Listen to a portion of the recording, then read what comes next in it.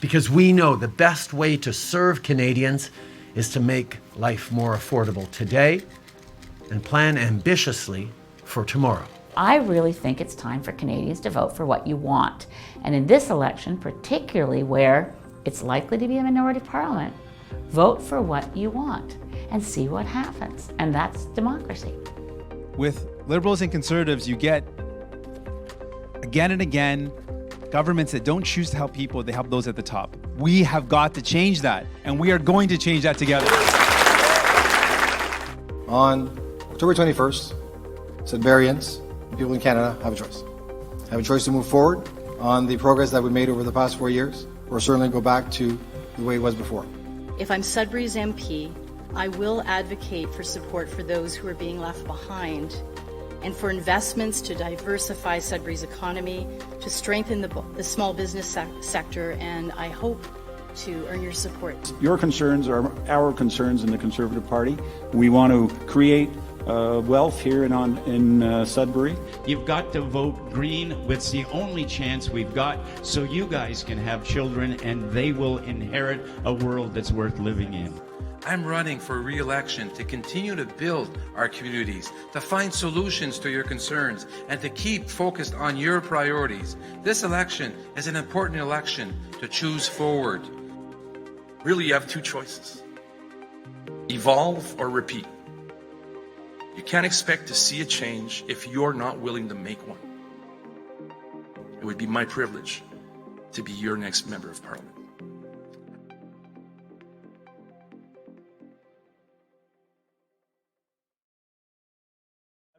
Welcome to Election Night 2019. I'm Mark Gentili, the managing editor at Sudbury.com.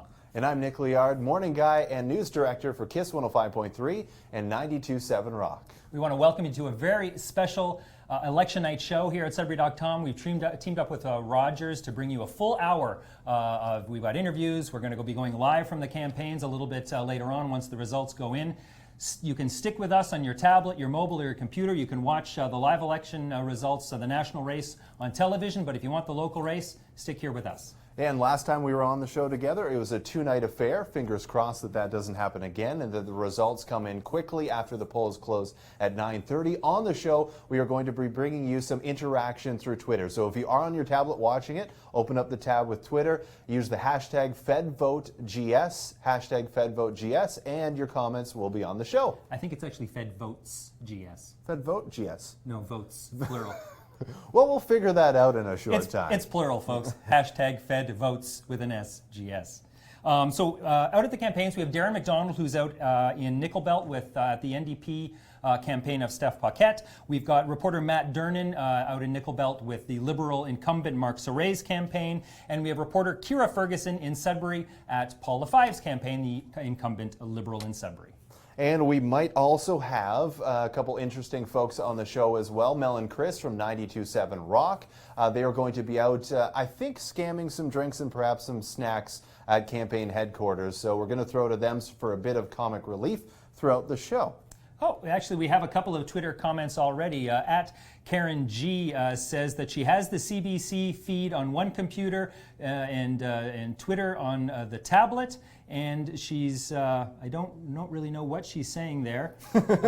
She's got a lot of tabs open, that's She does have a lot of tabs open. And someone at Dr. Sound has the CBC on a computer. He has FedVotesGS on a second monitor and Sudbury.com on a third and Facebook feed on another. Dr. Sound, you have a lot of technology around you right now. Be careful. Don't spill water. But we thank you for all that technology. And thank you for watching.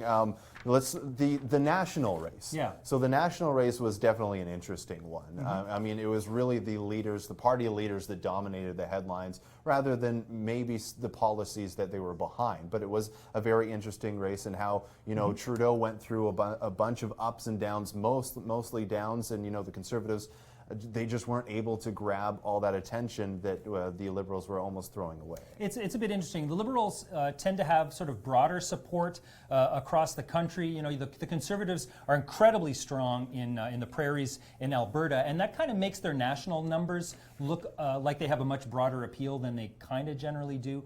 A lot of their support is centered out there. You have the resurgent Bloc Québécois, sort of getting in the Liberals' way in Quebec. And in Ontario, now, which is interesting because in the last election, 2015, Justin Trudeau, the Liberal leader, was able to galvanize a lot of sort of younger, unattached voters. By unattached, I mean that not that they're single, but that they aren't really tied as of yet to any particular party. Older voters tend to be a bit more conservative. Younger voters tend to be a little bit more experimental in how they vote. Trudeau was able to capture that vote in Ontario the last time out, and that we'll see if he is able to sustain that in this election this year. Now, out in BC, it's a bit interesting too because you have the Conservatives and the NDP who are kind of duking it out there. So we'll kind of have to see how the Liberals do out there and how the seats are going to break down on the Pacific Coast. Well, Justin Trudeau he was kind of geared towards those younger votes because he was a very relatable person to those younger people. Jagmeet Singh is that kind of guy this time around. He is very relatable to some of the younger voters, and maybe they jump ship from the Liberals to the NDP. Like you said, we'll have to see.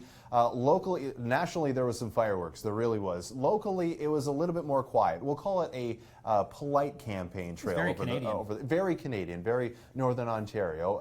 Sudbury, there wasn't really a whole lot of back and forth. Nickel Belt, there was a little bit between the NDP and the Liberals. If we look at the Sudbury riding, I mean, the voter turnout last federal election was awesome. It was 69%, which was the highest since 1988. So the voter turnout has been really good. We're hoping that people went to the polls today and in advance voting and got their votes in. But advance voting was up this year. It was. 4.7 million Canadians was the estimate, and so that was very good. But we look at the Sudbury riding, and it has been mostly Liberal. There's only been 2 periods of time where it hasn't been Liberal, but Germa and Glenn Thibault holding it for 2 elections. So it's been mostly Liberal. In the Nickel Belt, it really hasn't been very consistent. It's been up and down between the NDP and Liberals, back and forth between those 2 parties. And so it's going to be interesting to see what happens in Nickel Belt. And the Conservatives, when we're looking at the Conservatives in Sudbury, they've only finished since 1949 when Sudbury became a riding. The Conservatives have only finished higher than third 8 times. And if we look at 23 of those elections, there was only 3 choices. So it's going to be interesting to see how the Conservatives have a handle on Sudbury. Yeah, it does. And as Nick said, it was a bit more of a race, we think, or it appears to be at least in the Nickel Belt riding between Mark Gentili, the Liberal incumbent, and Steph Paquette, a relative newcomer for the NDP, who has actually a lot of public profile as an actor and a comedian. He was on a long-time TVO medical drama. So a lot of people know Steph Paquette's name. So it made a bit more of a race out in Nickel Belt. And also when it came to the Chamber of Commerce sponsored debates or town halls, whatever you want to call them, that was the Nickel Belt one was the one where we saw at least a little bit of more tense, aggressive interaction, but at least between Paquette and Saray. The other debates were fairly polite, but we do have some tape of some of the hotter interactions at that Nickel Belt debate that was held at Confederation. So we're going to go to that tape right now. The priority for broadband is to ensure that we get the remaining of the population connected to high-speed internet and cell towers and broadband. So one of the first things that's going to happen as soon as we come back is going to be an auction for spectrum.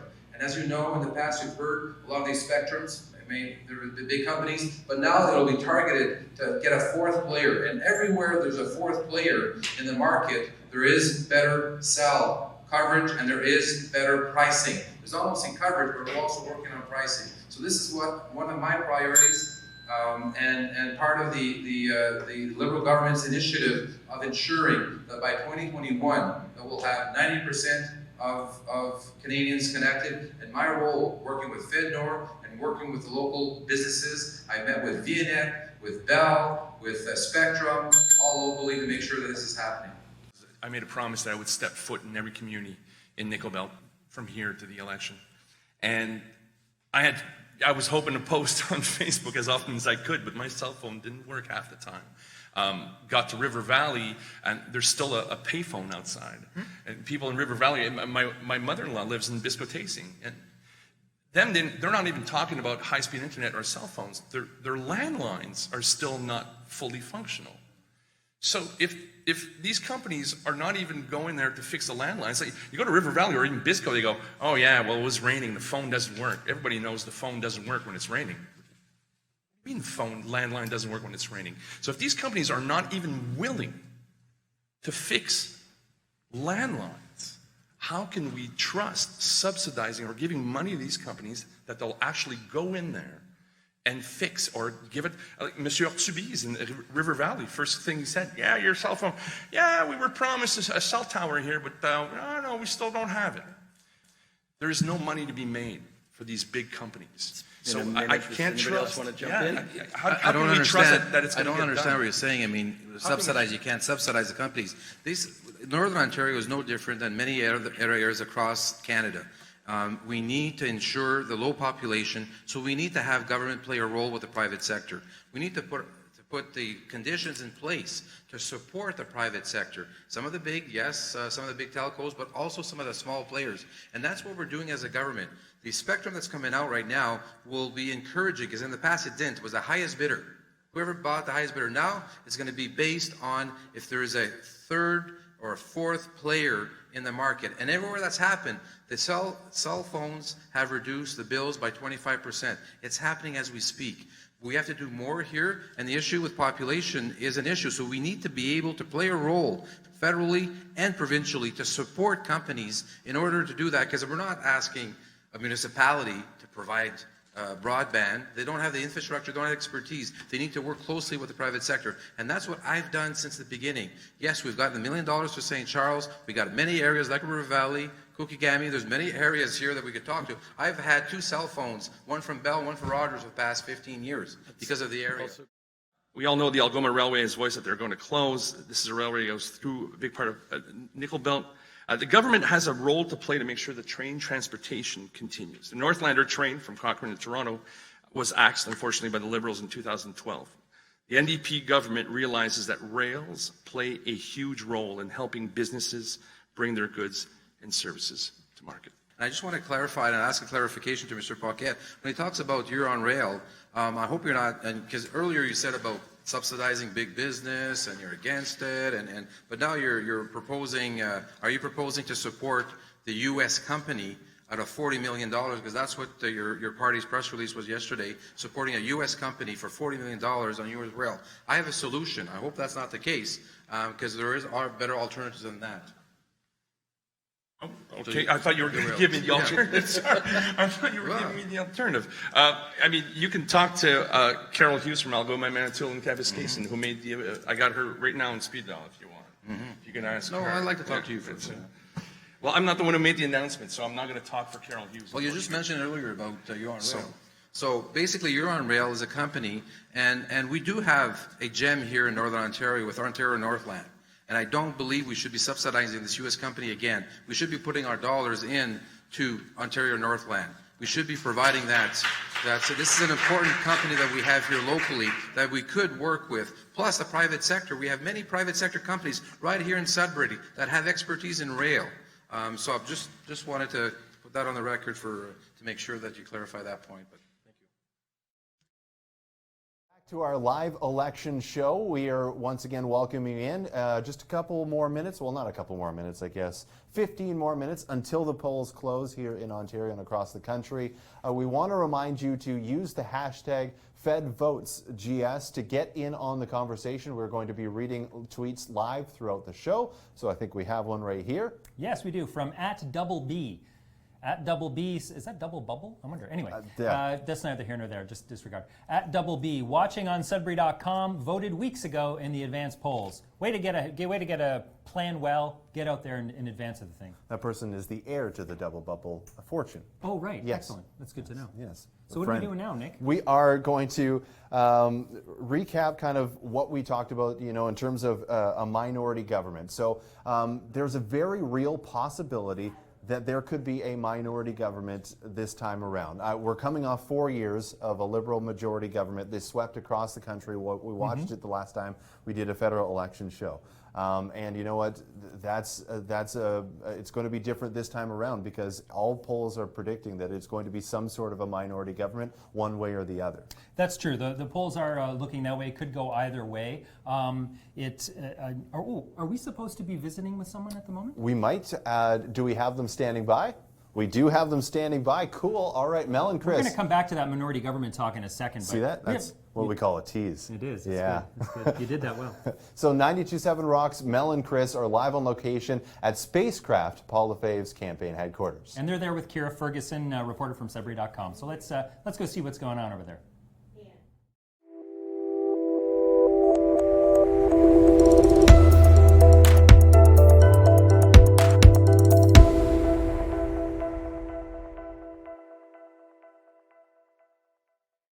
Hi, I'm here at Paul Lefebvre's election party at Spacecraft Brewery with two very familiar faces who I've been told have been gallivanting around town. Do you mind telling me what you guys have been up to? Well, we're Mel and Chris from 92.7 Rock, and we have been going to different campaign parties trying to get free drinks and free snacks. And how has that been going? Well, we're trying to freeload is really what it is. It's it's going very well. Ask and you shall receive. Eh? It's perfect. Don't eat that on TV. Why not? It doesn't look good? Not a good optic? You're right, I need a beer first. So what election party has had the best snacks, I must know? Paul's. Beth had nothing. Well, I'm just saying that we got there early. So it was kind of like arriving at a party too early, and you don't have the hors d'oeuvres ready yet. Yeah. So that's what it was like. That what it was like. Yeah. So not a fair, she'll bring out more. Oh yeah, for sure. But so far, I mean, if you're asking, it's like I love the prosciutto. Yeah. Then we're gonna head to the valley. Oh, there we go. And what party will be hitting first? Don't know. Hopefully, we'll have some results by then, and then we'll just play it by ear. We'll be logged on to Sudbury.com watching the coverage as we drive. And tomorrow morning, we're going to have Nick Liard, who's hosting your coverage right now, on our morning show. So we'll have all the election coverage, some analysis from Nick, and hopefully some clips from you guys, from the candidates. And I really like the live local coverage that Sudbury.com is doing. And so we're glad to be part of it and just be the party side of it. Yeah. Of course. All right, and do you have any thoughts on the election thus far? None on the election, but I am going to go to the bar right now and see if I can get a Caesar put on Paul's tab. So enjoy. Okay, one more thing. Am I allowed? Yes. I just want to say thanks to all the first-time voters. My daughter, first time voting today, she was so excited. She talked about the election. She found out about the election, and it's really important that you do that and start out when you're 18 years old. Vote. Have your say. Find out about the stuff that's going on, and not just here, but it affects everybody across Canada. So, great job, all you first-time voters and all you return voters, of course, but particularly kids that are voting for the first time. That's amazing. Yeah. And last question, I must ask, what is the drink you are looking for? If you are able to steal a free drink from these election parties. Well, I'm at Spacecraft, so I'm going for some craft beer. I don't care if it's red or orange or green or whatever. I'm going to go for some craft beer here at Spacecraft, Kira. Alrighty, perfect. And I believe that's it for us, so it'll be back to the studio.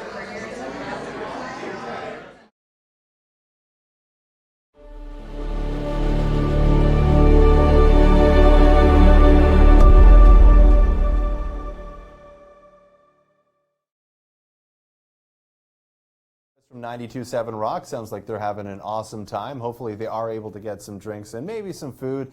I'm not sure what they're going to be like tomorrow, but I'm looking forward to working with them tomorrow morning, and they are going to provide all your election reaction and updates tomorrow morning as well on 92.7 Rock. Yeah, and we want to thank Kira Ferguson for taking some time out of the campaign event to chat with Mel and Chris. So we were talking about minority governments before we came in, before we went out to that clip. So it doesn't look like Justin Trudeau is going to get the majority he wanted. He and the Conservatives have been flip-flopping in the polls back and forth. It's very volatile. It's been very volatile for days on end. I've seen polls today, some that have the Liberals and the Conservatives at 129 seats apiece. I've seen other polls where the Liberals are, pushing up into the 140s, into the 160s. That seems a little bit like a not so certain an outcome. If you ask me, 170 seats are what are needed for a majority government. Probably no one is going to get that from what we've seen. So what do we got? Where you could be you have a Liberal minority propped up by the NDP, or you have a Conservative minority who's got to work with the Liberals and the NDP to get any work done. And it's a very interesting situation of how, the conversation leading up to an election kind of changes as you start to see those polls and what the result might be where there's a possibility of a minority government. And you start to see, okay, who's going to work with who and who won't work with who. And so that was very interesting, the 5+ days leading up to the election to see the comments from the Liberal Party and the NDP Party, or the NDP, to see if those two are going to work together, if there isn't a majority government. Mm-hmm. And we have one of the experts in this building on the show here tonight kind of talk about a coalition, a possibility of multiple parties working together. That's right. I sat down with political affairs reporter Darren McDonald a few days ago. He's got a few decades worth of experience covering elections. He had quite a bit of thoughts on coalition governments, how coalitions work, if they work well, if they don't work well, and we're going to go to that in a second. But first, we sent Kira Ferguson out on the weekend to try to collect some of your thoughts about the election, and one of the questions she asked about was what you thought of coalition governments. So we're going to hear from Kira Ferguson first, and then we're going to go to my conversation with Darren McDonald. Hi, it's Kira Ferguson from Sudbury.com, and I'm here at the City of Greater Sudbury's Beat the Traffic to Maley Drive event to get the public's opinion on the upcoming 2019 federal election. If our election does result in a minority government, would you prefer the parties work together to form a coalition, or would you prefer to return to the polls for another election? I absolutely would prefer they work together to form a coalition, because I feel like when there are multiple parties involved and they are forced to work together, they're forced to bring a balanced perspective to the table. You have to listen, and you can't just rule your own way. I agree. Yeah. I think I prefer to have the parties work together to form a coalition. I would prefer to return to the polls. Coalition, it kind of dissolves democracy, and when you vote for a certain party and then they all form a coalition, then you're like dissolving party politics. I would say work together, because I don't think going back to the polls is really going to achieve much, in my opinion. But yeah, working together would be much, much better. A coalition's perfect. I would rather form a coalition. Yeah, I would say a coalition government makes perfect sense. It works in many other countries in Europe, and it's possibly a good way of following through on the last election's promise of electoral reform. If we have parties needing to share power and actually work together to build constructively towards something positive, I think that's better for us in general. I think I would just be worried about like deadlock situations where nothing can move forward. I think that would be my main concern. But of course you don't want things going in the wrong direction either, so it's really hard to answer that question. I just hope everybody does what's fair and right for Canada, and regardless of who's in power, that they just treat Canadians fairly, and less corruption is always best. Neither. Not a coalition, just work together on each different option. So, you can present an idea and everybody is going to vote on it. It doesn't have to be a coalition. So unlike in the 2015 election, where Trudeau sort of ran off and had a landslide of a campaign and a landslide of an election night, all of the talk now, and we're a couple of days out from the election, is the possibility of minority governments and the possibility of coalitions. And so I kind of wanted to find out from you a little bit about what those scenarios might look like and what that might mean. It's certainly the story of this campaign, I think everyone would agree, would be the poor performance of Justin Trudeau so far. You mentioned 2015, he was a super duper rock star. You couldn't get close enough to him. Now he seems very human. It reminds me very much of what his father went through in '68. He was elected in Trudeau-mania, big majority, 4 years later, he was reduced to a minority. Very similar. We talked about before when he came to Sudbury and he was paddling around in his canoe. Yes, this was the September, was it early September? Yeah, toward the end of the month, early presser, October, yeah. at Lake Laurentian, he spontaneously, not so spontaneously, had all the reporters and the public waiting for him as he sort of paddled by awkwardly and then went to dry off. And he came out and he took questions, and he just couldn't have been more of a sort of a cynical politician. He would just ignore the questions, and he had this sort of smile on, and that's when we got the $2,000 promise for camping subsidies. Which kind of seemed to come from out of the blue. Out of the blue, yeah. And so he's clearly struggling. What we're looking at probably is minority government. It's hard to imagine that Andrew Scheer will end up like Stephen Harper did in 2008. In 2008, 2011, he had a minority government that was relatively popular. Jagmeet Singh has already said he won't work with the Conservatives. So clearly, if there's going to be a coalition, it'll be the New Democrats and the Liberals, which isn't such a problem as it used to be because there's not a whole lot of divide between their policies. Yeah, they are very Jagmeet Singh rather, and Trudeau are very similar types of politicians. Yeah, the Liberals, provincially and federally, have gone much harder left than they have traditionally. For sure. In the past, you can make an argument that Trudeau outlefted Thomas Mulcair, the NDP leader, in 2015. Certainly wasn't going to happen to Jagmeet. So if there is a coalition, it will be Liberal New Democrat. The question is, will it be a coalition government, or will it be something like what Bob Rae and David Peterson had in the late 80s in Ontario, which is, okay, we'll support you on this bill. It's sort of a I scratch your back, you scratch mine kind of relationship? Yeah, the horse trading a give and sort of take. thing. Horse trading, sure. Yeah. As opposed to, in Germany, they have actual, okay, if you join my government, you get this cabinet post, and, we'll have a formal coalition. So I'd be curious to see just what form a minority government will take. And the polls keep flip-flopping, it seems. Every day a new poll comes out, the Conservatives are a scooch ahead, and then the Liberal, like today, I think the Liberals are a scooch ahead of the Conservatives, whereas yesterday the Conservatives were a scooch ahead of the Liberals. So it's really it's very hard to predict how Monday night is going to, or tonight rather, I guess, is going to go. There's some uncertainty, but I think we know that the top three parties will be New Democrat, Liberal, and Tory, and one of those three are going to form government, almost certainly either the Tories or the Liberals. And it's difficult to see a path for Andrew Scheer to form a government just because who's going to work with him, unless the Liberals decide that that's what they want to do. And it depends also what happens to Trudeau. Will he stay on? Will he, how will the party feel about him if they end up in a minority position? Mm-hmm. And if he leaves, what will the next leader want to do? It's hard to see if he leaves how the Liberals can form a government under that scenario. If Andrew Scheer forms a minority government with a much larger coalition in opposition of Liberal and New Democrat, what kind of scenario does that look like in terms of the Parliament? Like, how is that going to function? Similar.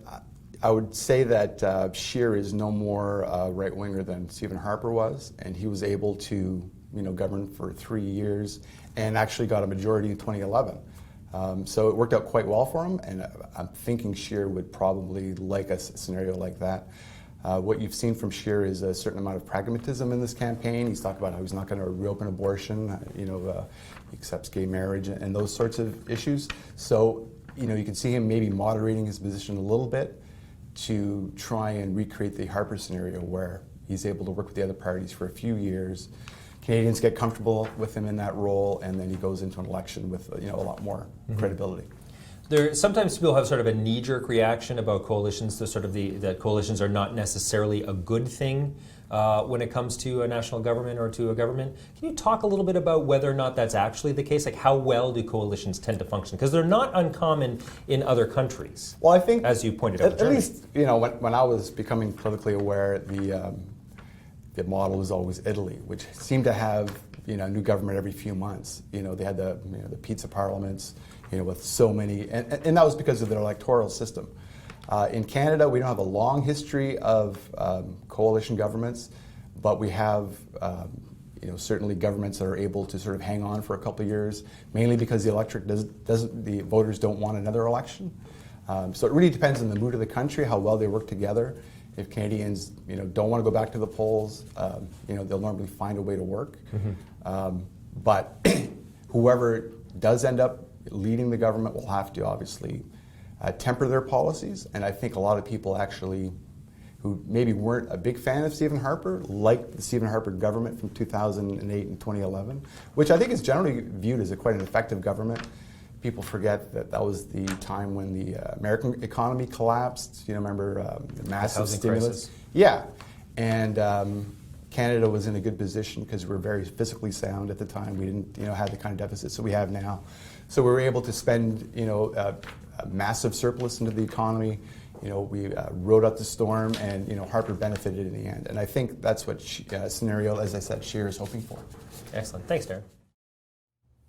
And welcome back to Sudbury.com's live federal election show, where we're bringing you live results locally from Sudbury and Nickel Belt. And we just want to let you know that it is 9:30. That means the polls have closed. And we're also still accepting on Twitter using the hashtag FedVotesGS. You got it. I got it. You got it. FedVotesGS. And look at this. We have a comment to read. So at Dan Scott says, our family appreciated the polite tone of the Sudbury riding debates. We wish leaders could adopt a similar tone and work together to improve Canadian policies instead of tearing each other down. That was just a little bit of a point that we said earlier on the show, how there was fireworks nationally, but locally it was very, no, you talk, no, you talk. I think that was probably the most polite thing I've ever seen on Twitter ever. It like the grammar was spot on. And the grammar was spot on. The spelling was perfect. Yeah, it was really good. So anyway, onward and upward. We'd like to welcome Rachel Adrians. Rachel is one of the 3 hosts of a brand new politics commentary podcast that started in Sudbury Politics, the show. She hosts that with Jeff McIntyre and Richard Eberhardt, and we'd like to welcome Rachel to the show. Thanks for joining us tonight, Rachel. Thank you for having me. So tell us a little bit about Sudbury Politics. Why a commentary show? Why a commentary podcast in Sudbury? What was the genesis of that? So to kind of start it off, so from a selfish political election geek perspective, I think us, being a group of friends who are now working full-time jobs, not necessarily in the political realm, with the federal election coming along, we kind of had this big itch that we felt we needed to scratch. And so for us, that was a way of kind of getting together and diving back into the election and into these issues. So for us, it's kind of a way to look at politics as a whole for Sudbury, so municipal, provincial, and federal. Look at more of the people who are behind the scenes, so kind of humanize them a bit. And as I said, dig more into those issues and provide kind of a neutral middle ground for political analysis and commentary for the city, as opposed to kind of a partisan, one way or the other perspective. Interesting. So, and during the election, I think you had campaign managers on from the 4 main parties with candidates in Sudbury. You talked to them, and these podcasts are great, folks. They're very digestible. They're only 10 or 15 minutes each, so it's not like you have to invest 3 hours of your time in them. You can listen to them in the car and get a bit of a deeper insight into some things. But when are you fully launching? Now, you did a bit of election stuff, but I think you have a full launch is a bit in the future. Yeah, I think it just timing coincided, and we took opportunity, of course, of the federal election to kind of get it going. But in terms of our regular podcast, once the election's done, we aim to do kind of a bi-weekly podcast and focus them on different issues. For example, we'd like to do one on women in politics, because that's kind of passionate to me and some of our other members on the team. So interesting. Go ahead, Nick. So yeah, we mentioned that federally there was some fireworks. Locally, it was rather polite, as the tweet said. So what were your thoughts on how the Sudbury race went? So for the Sudbury race, I think, of course, as the comment we just saw when you're comparing it to the national, it was a little tamer. I know with our podcast, we did analysis after the chamber debates, kind of analyzing how the candidates performed. It looks like for Sudbury, it is leaning to me, I think, more red again for Liberal MP Paula Fife. And then, Nickel Belt, where it's kind of flipped, as you said earlier, back and forth with orange and red over the years. I think, we might be seeing Steph Paquette as a new MP perhaps this evening. So is that your prediction, that Lefebvre holds Sudbury, Paquette upsets Surrey and Nickel Belt? Is that the prediction from the Sudbury Politics, the Show podcast? Yes, I would be safe to say that that's our prediction. I think it's going to be very close in Nickel Belt between Mark Surrey and Steph, but and maybe a little less close here, still with the NDP coming in second here, we would say, for Beth Mayers. You think Beth Mayers can take Pierre Saint-Amand? Yes, yeah, okay. I would, yeah. Now, nationally, let's get your quick predictions on the national race. So nationally, I think the last week, with our, we kind of saw the NDP Jagmeet on a bit of a surge, and that kind of stalled, I think, after the advanced polls. And I think now we're looking at more of a two-party race between Justin Trudeau's Liberals and Andrew Scheer's Conservatives. So I think that, again, I know I'm saying close race, but this is like an extremely tense and exciting election for all of us geeks out there.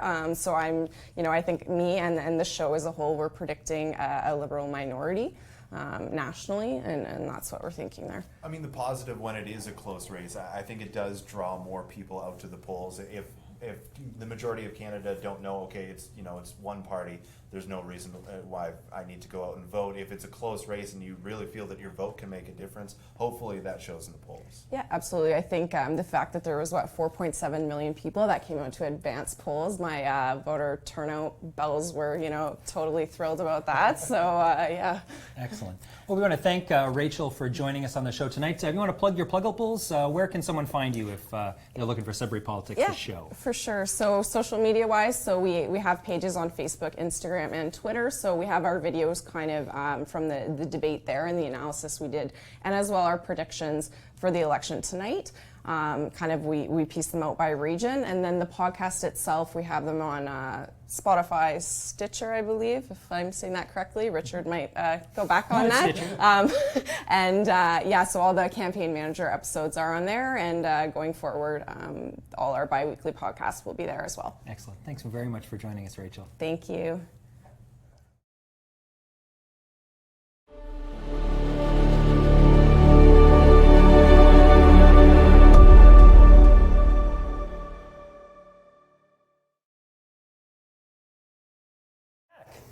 I want to thank Rachel and the crew from Sudbury Politics. We would have had them all on, but we would have been standing on top of one another. So we thought we would invite Rachel on to chat with us. It's a smart idea, Mark. That's a smart idea. That I don't like being trampled on. That is the first time anyone has ever said that to me. Well, and probably the last. We want to announce that, once again, that the polls are closed. The results are starting to come in, especially from Atlantic Canada. Nationally, although not full elected numbers, it's looking like the Liberals currently leading with 44 seats. Which is not a surprise. Which is not a surprise in Atlantic Canada. And again, these aren't full elected seats. These are just who are winning in the races, in the individual markets and ridings. Conservatives at 12, NDP 4, the Bloc Québécois at 4, and then the Green Party at 1 seat. Yeah, so we're expecting the results to start coming in fairly quickly. There's some results from the Sudbury riding floating up on the screen now. Lefebvre with a commanding lead so far as the votes are trickling in. As has been the case since the voting systems became electronic an election or so ago. It's not like we're waiting hours now for results to come in. The last election, the last provincial election, we had results within 15 or 20 minutes. I'm curious to see how fast those results are going to come in with this federal election. It's going to be interesting because you do have a full country to worry about, and there's different times. In BC, what was it, 7 or 7:30 to 7? 7:30 to 7:30. So, yeah. I mean, they're lined up to end at the right time or the exact same time, but the Maritimes always seem to come in before. And then Ontario, the provincial election is just, Ontario, so the results were able to come in very quick at the same time. And so we're hoping it's not what happened in the municipal election, because we saw in the municipal election how an electronic voting system can go terribly wrong. Yeah, we don't want to have to do another night of election shows tomorrow. So could. Well, of course we could. We could. I mean, we could. If you'd join us, we could. I mean, we could could do it. We could just do it all night. We could totally if do you want. We could. So a lot of coulds here. A lot of coulds. There's a lot of coulds, and there's a lot of coulds and woulds in campaigns. And that's what we're going to talk about next, is how campaigns have changed over at least the last 5 years, because they seem to have, at least in terms of these big promises that the party heads are making. Yeah, the way that parties have campaigned nationally and provincially has really changed within the last 5 to 8 years or so. There's this kind of, Darren McDonald, our political affairs reporter, he calls it a kind of bribery style of campaigning, where you promise various things to various segments of a demographic, hoping that if you promise enough things to enough segments of that demographic, the total will sort of push you to victory. There's an issue with that kind of campaigning, though, and Darren McDonald has some interesting thoughts, and I chatted with him a couple of days ago about this sort of style of campaigning, what has changed and what it could possibly mean. Yeah, and you know, I don't know if he covered it, but my thoughts on how the campaign style has changed, it has a lot to do with social media. Everything that, you know, a leader does, we look at Justin Trudeau coming through on a canoe, that's forever on social media, that's forever on the internet. So every campaign promise someone makes, someone can go back on it. So you're looking now at some of the, you know, the things that leaders have done in the past, Justin Trudeau's past and Andrew Scheer's past. People are finding videos and photos of that because they're forever on the internet. So you make a big campaign promise, 10 years from now, someone can go back and grab that video and be like, hey, you didn't deliver or you did deliver. So I think that's why it's very broad in terms of the campaign promises that are being made rather than the detailed spending. We saw Andrew Scheer just release his party platform a week before the election. Yeah, Andrew Scheer did that, but then, you know, the flip side of it is the Greens released a fully costed platform weeks ago. Obviously, you know, the Greens aren't really going to form a government, but you know, there's a sort of they took a sort of a different direction, I think. Again, Darren McDonald is the expert, so let's get his thoughts on how the campaign trail has changed and your questions to him. Yeah, and before we do that, actually, Kira Ferguson was out and about on the weekend getting some thoughts. She wanted to know some of your thoughts on Liberal leader Justin Trudeau. So she went out and asked you a bunch of questions. So we're going to hear from Kira, and then we're going to go to my conversation with Darren McDonald. Hi, it's Kira. I'm back again at the downtown Sudbury Farmers Market to get Sudbury's opinion on the 2019 federal election. What are your thoughts of Justin Trudeau as a Prime Minister? I'll be honest with you, I support the Green Party, so I'm obviously with Elizabeth May, the Green Party, and that's my true values as a vegan as well. I do commend him for a lot. I just find sometimes he's not as transparent as some of the other leaders are, so I can just say, comme ci, comme ça, 50-50, we can say, but I'm definitely with the Green Party. Well, I think that it's great that he's really strong about climate change and that he's completely bilingual. I feel like he represents Canada very well. And I think he did a lot of great things throughout the year. Like, he wasn't perfect, but no one will be perfect. So I'd like to have Justin Trudeau again, to be honest. He's a doofus. Overpromises, underdelivers, which I mean, most politicians do anyway. I'm just generally annoyed by Liberals who talk like they're the NDP and then govern like they're a Conservative. And Trudeau's just another one of those.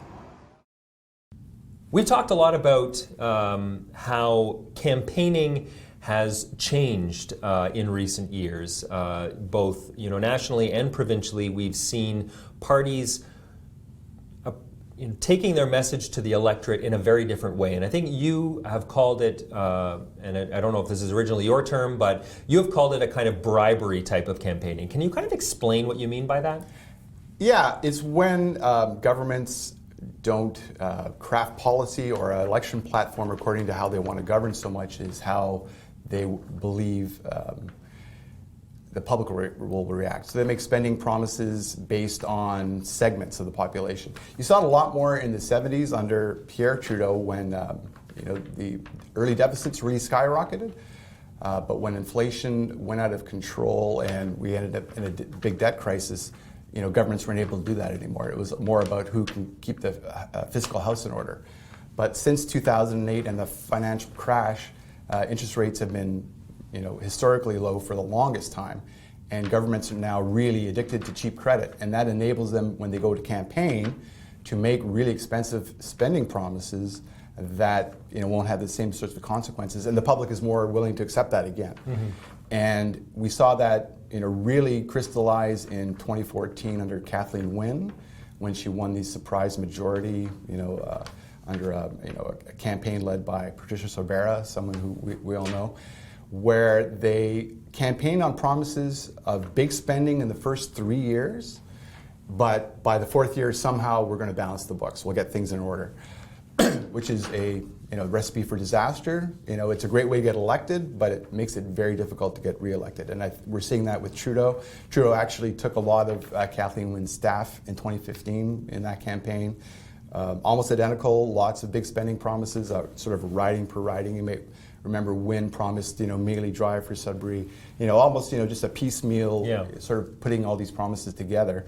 Trudeau did the same thing, Trudeau did in 2015. Sort of slicing the electorate up into demographics and segments and interest groups and stuff, and then trying to tailor elements of your campaign to get those people on side. Exactly.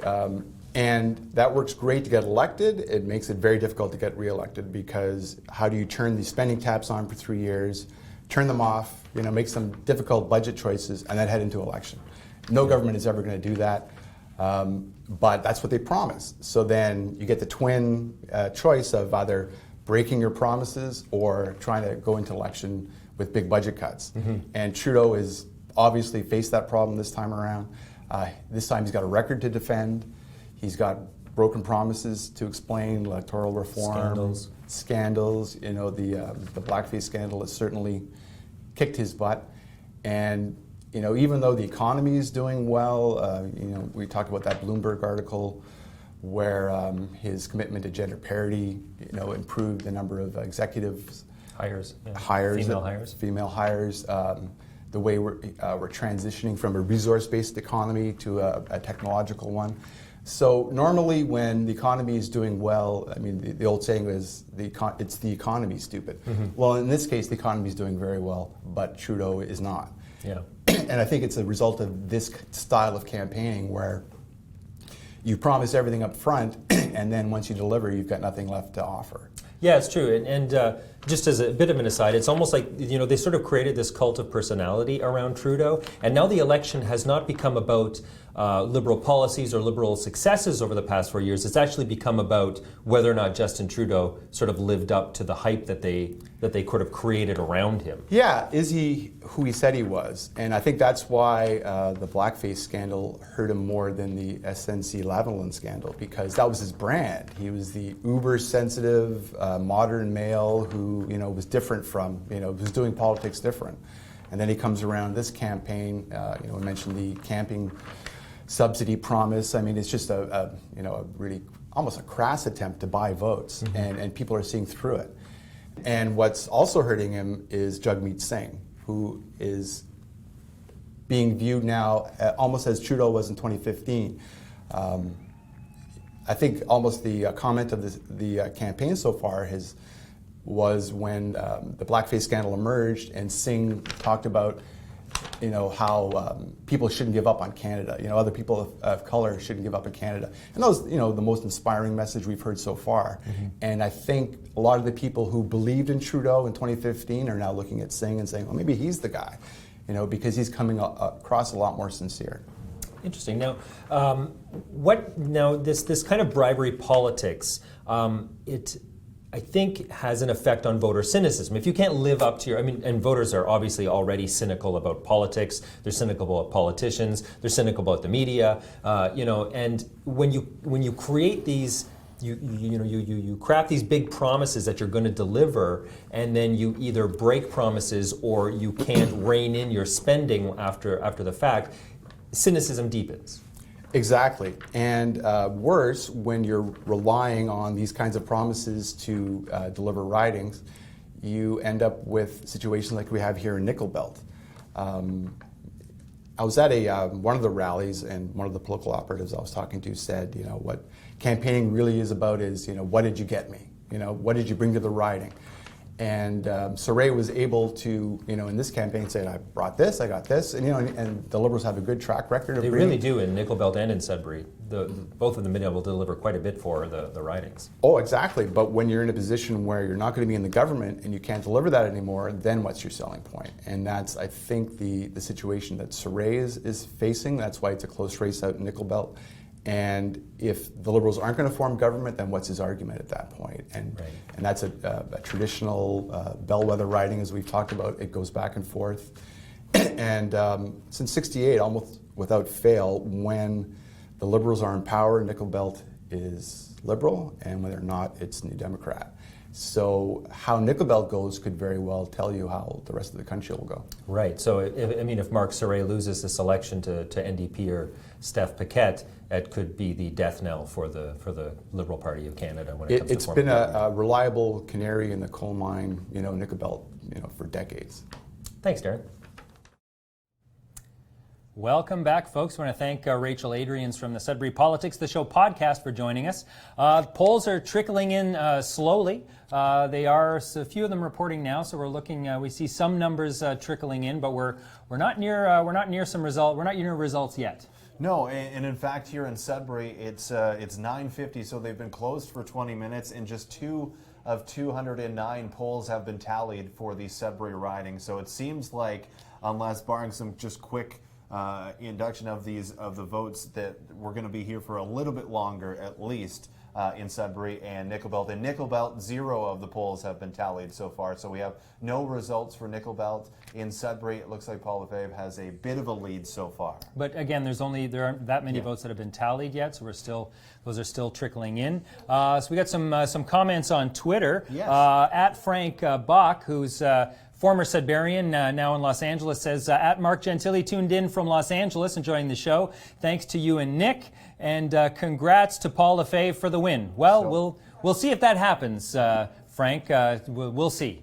Fingers crossed on behalf of you, I guess. The entire city of Los Angeles has declared Paul Lefebvre the winner. See, I didn't even know Los Angeles was that interested in Sudbury politics. They are, them in Florida for some reason. I don't know really why. Weird. Yeah, we want to remind you too, the hashtag is FedVotesGS. Hashtag FedVotesGS. That's how you get your comment on the show, like from at Jason Paul, who asked the question, what would happen if somehow the Rhinoceros or, say, an independent like David Popescu won the popular votes? I'll let you take that one. Okay, so the Rhinoceros Party, if you don't know, they are a kind of satirical political party. They kind of did a bit of a hiatus. They kind of vanished from the scene for a few years, but now they've come back. I think they often do these sort of stunt platform planks and things like that. In this election, in Maxime Bernier's riding, and his riding escapes me at the moment, but the Rhinoceros Party is running another Maxime Bernier against Maxime Bernier in Maxime Bernier's own riding, if that isn't confusing enough. I mean, it's obviously neither the Rhinoceros Party or an independent like David Popescu, who is a Sudbury candidate who runs and has run in every municipal, provincial, and federal election for the past couple of decades, not because he expects to win, but because he wants a platform to espouse his sort of extreme views of Christianity, I guess you could say. Neither one of them would win. I don't know how to answer that question, Jason Paul. I don't really think there is an answer to that. I mean, I think that it would have to be a very strong independent candidate that came along to win in a specific riding. I mean, the popular vote across the country, that, I mean, unless some party just builds steams over a couple decades, like you see longstanding parties like the Conservatives and Liberal who have been around for forever, and the NDP over the last 50 years have really built steam. So it takes parties a while to get recognition of what their party beliefs are in and what their party platforms are in. For someone to come out like the Rhinoceros Party, who you said have taken sort of a hiatus until the last couple elections, for them to just come out of nowhere and win the popular vote would be next to impossible. Yeah, and I don't think they don't really want to form government anyway. They just are making sort of a comment on the political system. Oh, we won. And certainly independents have won in ridings before, and some of them have done an admirable job of representing their constituents. But it kind of depends on the quality of the person. David Popescu, though, isn't really in it to win it, as it were. This is my favorite tweet of the night from Michelle Olivier. Great tie choice, Nick. Oh, Michelle. No, I'm just kidding. It is a nice tie. You Thank went you. with a kind of a blue-red kind of motif this year. So this is what happened. I went to the store and I wanted to get store, you said. I did. The store. The tie store. And I was like, I'm going to get 3. Is that in the tie district? Yes, it's in the tie district. And they also sell tie-dye there as well, just around the corner. And I wanted to get 3. I was like, I'm going to get a 3 or 4 because maybe I'll change during segments. Who knows? And then they were $40. So I'm like, well, one it is. Well, that's a riveting story, Nick. And that's what happened. Yes, they go well with my shoes. You got now. We can't really show you Nick's shoes, but maybe we can show you Nick's shoes. can. So picture it, folks. This is the skin of the majestic Chesterfield boa. Yes. Where's that native to, Nick? It is native to southern Australia and northern Saskatchewan. That is a wide range. Yes, I mean I don't know how they migrated from Saskatchewan to Australia. I didn't know there were on a migrating plank. snakes. Yeah, they migrate south for the winter. Okay. Yeah, I know it's weird. It's weird to see them coming across the plains of the prairies. The majestic Chesterfield boa. Yes. Riding across the plains. Yes, along in the Oldsmobile along with Grandma. Oh wow. Yeah. That's quite the story. All right, we are stalling because the polls are taking a little bit of time to come in. Again, polls have closed across the country, so we are awaiting results here. Well, they've closed in Sudbury. Ontario. In Ontario. Yeah. Well, they would have closed in Atlantic Canada, no? Oh, the Atlantic Canada Yes. polls Okay. are closed, Okay. yes. We're kind of moving our way west. Okay. So we are still waiting results from Sudbury and Nickel Belt as well. But during that time, we figured why not talk about, well, not only my shoes, but the environment. Sure. Yeah. Climate change obviously was an enormous issue in this election. Even though, the Green Party has been pushing a climate change message for the better part of 30 years, it seemed that that it was only in recent years that other political parties began to adopt climate change policies as part of their platforms. Every major party had a climate change policy in this election. By major parties, I mean the Liberals, the Conservatives, the NDP, and the Green Party. All of them had some sort of, to varying degrees, of climate change in there. The Conservatives obviously not in favor of the climate tax. They have what some would call a more measured maybe, and others would call a more tepid approach to tackling climate change. The Liberals, as they tend to be, are somewhere, sort of in the middle.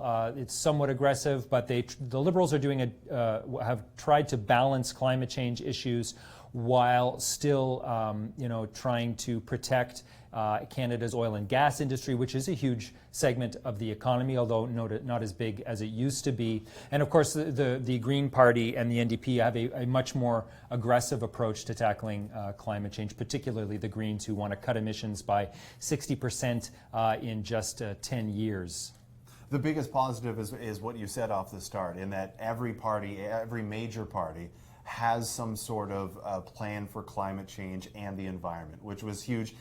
This really was the first time that the environment and climate change dominated debates, and I think that is a huge positive for not only our country but examples around the world. I saw a pretty cool tweet. We didn't get this one in, but it was a cool tweet that, like, if you're 40 or 50 years old and you plant a tree, you might not live to see how big it grows, but you plant it because you know the benefits it'll have for not only your kids or your grandkids, but for the environment. You plant it knowing the results it's going to have. So we can't convince you who to vote for now anymore because the polls are closed, but when you're going to the polls, that might have or should have been in your mind, which party is going to lead Canada down the path that is going to lead to a better future for our kids, for our grandkids. And so I think that's been awesome, that this was a huge issue in the debates and the campaign trail leading up to this election. Mm-hmm.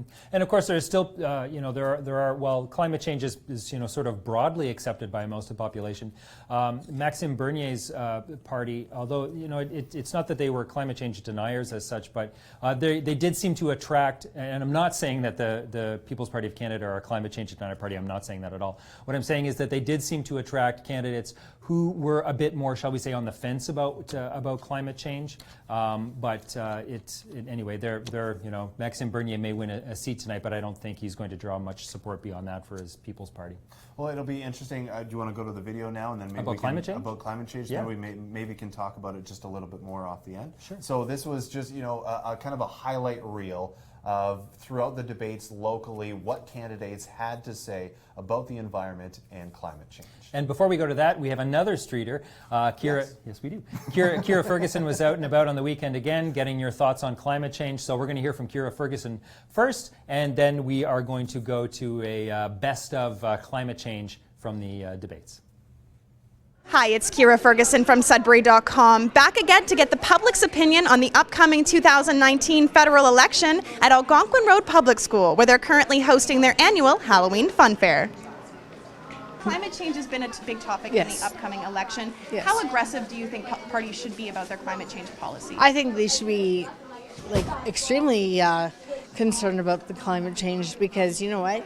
It's not just for me, it's for my children and my grandchildren, my great-grandchildren.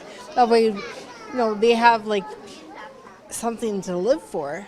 I think that they should look for realistic policies instead of trying to propose measures that clearly would not, in my opinion, be feasible with the business environment we have right now, and also position Canada to be more competitive in the world, especially when you have Trump and that situation that we have in the South, right? So I think that's a more feasible option, in my opinion. Aggressive. I think they should be very aggressive. It's one of those things where, we can say, oh, in 20 years we'll have this nailed down, but we don't really have that much time. As far as I've read, the science is telling us that we don't.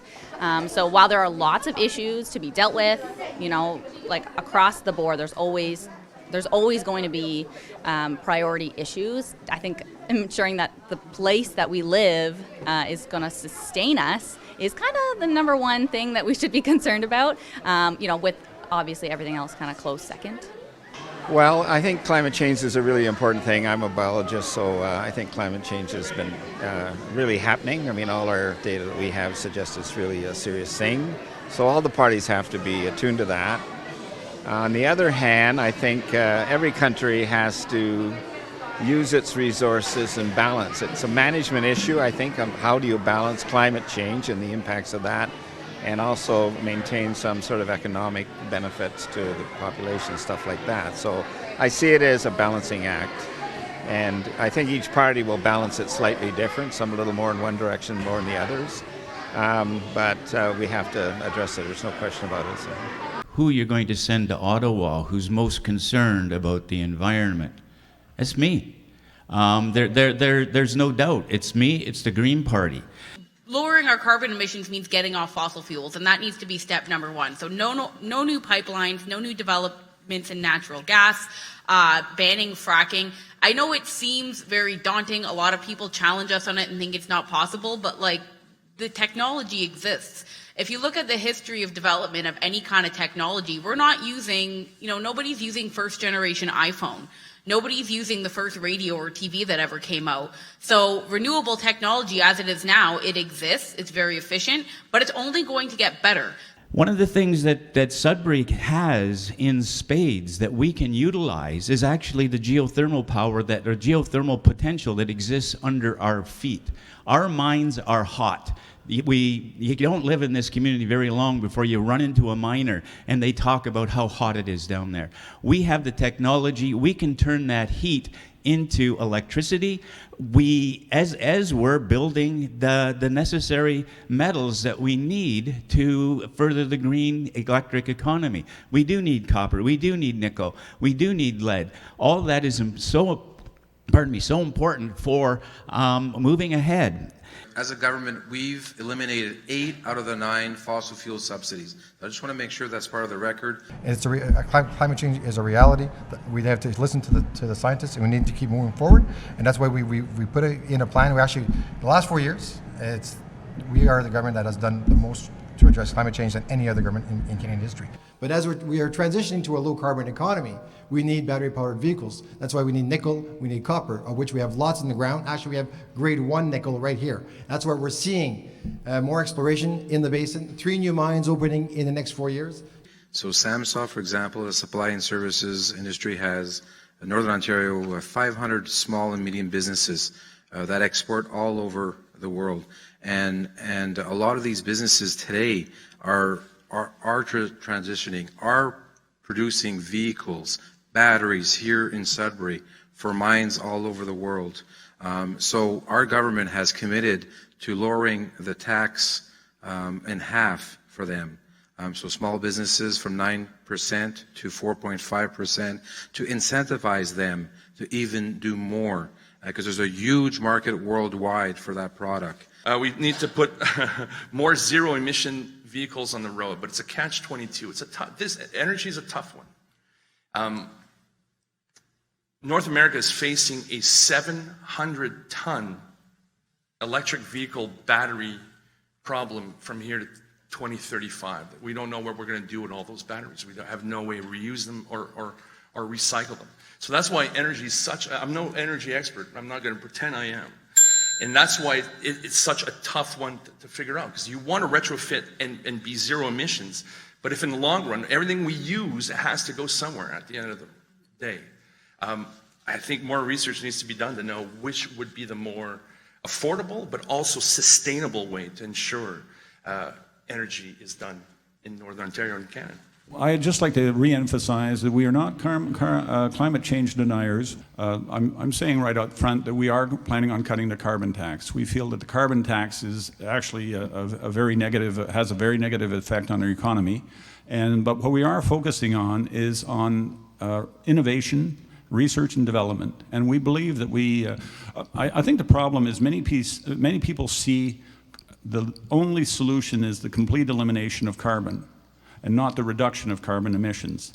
And whereas we see that we can make oil part of the solution with research and development, and there's some very, very promising technologies out there. There's actually very promising technologies that already exist. So we're taxing everybody across the board, the rich, the poor, the in-between, but we're not necessarily taxing the big polluters.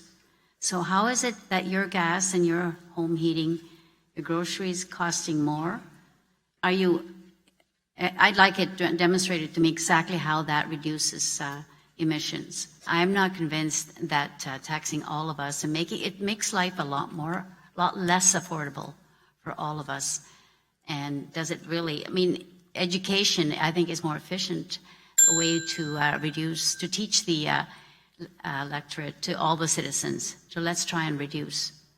My Conservative colleague talked about repealing the carbon tax, which we know is actually the only and actually one of the most important measures that we need to move forward on.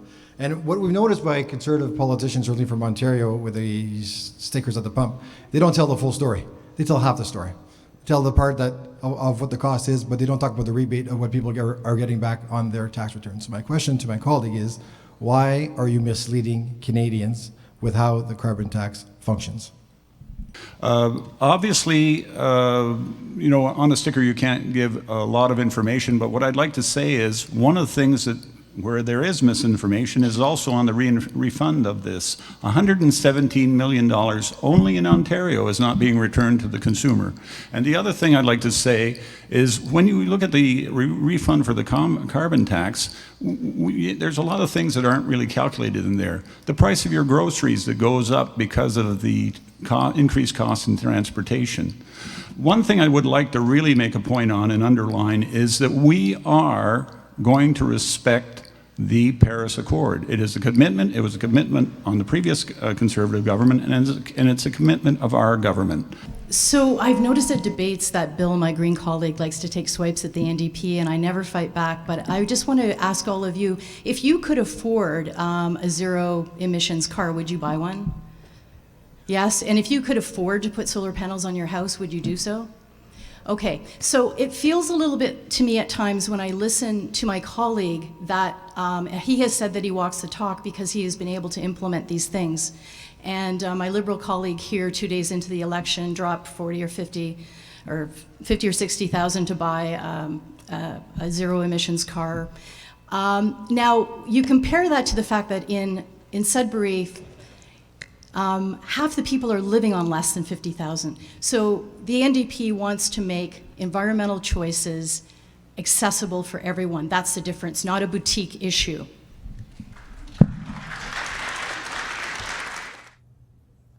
Hello and welcome back to Sudbury.com's live federal election show, a show that we thought was going to be a shorter one, but we're ready for anything, right, Mark? Theoretically. Theoretically. And so... Hypothetically. Hypothetically. We are taking comments from Twitter. Once again, the hashtag is FedVotesGS, hashtag FedVotesGS, and we will get your comments on the show, as in this one from Karen G. Karen G says, fingers crossed for Nickel Belt remaining liberal. Mark Soray has done fairly well since 2015, hedging her bets a little bit there. Wasn't really impressed with the other candidates, says Karen G. And that's a nice little tease as well, because in just a couple of minutes we are going to go live from Mark Soray's campaign headquarters. Matt Durnan is standing by with him. But before we do that, we are going to just give you a little bit of a recap. So the polls are taking quite a bit of time to come in. Yes. We thought that it was electronic voting. Now, I remember in the provincial election that I did vote online, but there was no option this time around, which seems to be a bit weird. The city, I know, it is deciding to go back to the half and half, where you have the option to go online or to do the paper ballot, which is fine. But it seems weird to me that there wasn't that option. Yeah, you know, we thought it was going to be a little faster than it is, so we're going to be staying with you here tonight as the results come in. There are only a few polls reporting. We're into the double-digit polls reporting in Sudbury and Nickel Belt now, so they're starting to roll in a little bit faster. There's three polls of 200 and some odd in Nickel Belt reporting, but I think more than 10 polls in the Sudbury riding of another 200 and some that are reporting. So those results are starting to come in. They're starting to pick up a little bit of steam. So we you know, stick with us, folks. We'll get there. Yeah. And just a reminder, the polls are closed in Atlantic, Canada, in Quebec, in Ontario, in Manitoba, and I believe Saskatchewan. And Alberta. And Alberta as well. So BC is the last one that is staying open. Right now, projections coming in from the early votes has the Liberals at 125 seats, Conservatives at 97, Bloc Québécois at 30, NDP 14, and the Green Party 1. Again, a lot of those numbers are coming in from Atlantic Canada. Yep, and right now in the Sudbury riding, Paul LaFive, the Liberal incumbent, is ahead. There's, I think, about 10 polls reporting. He's got more than 600 votes. He's about twice the number of votes of Beth Mayers, the NDP candidate, who is currently running in second place to him, followed by Pierre Saint-Amand in third. So right now in Sudbury, we have 12 of 209 polls reported. 55% of the vote for Paul LaFive right now. Beth Mayers in second. Close behind is Pierre Saint-Amand. Very close behind. He's only less than 5 percentage points behind her. And so I think that we are ready to go to Mark Soray. Matt Durnan standing by with Mark Soray at his campaign headquarters. On October 21st, Sudburyans and people in Canada have a choice. Have a choice to move forward on the progress that we made over the past 4 years, or certainly go back to the way it was before.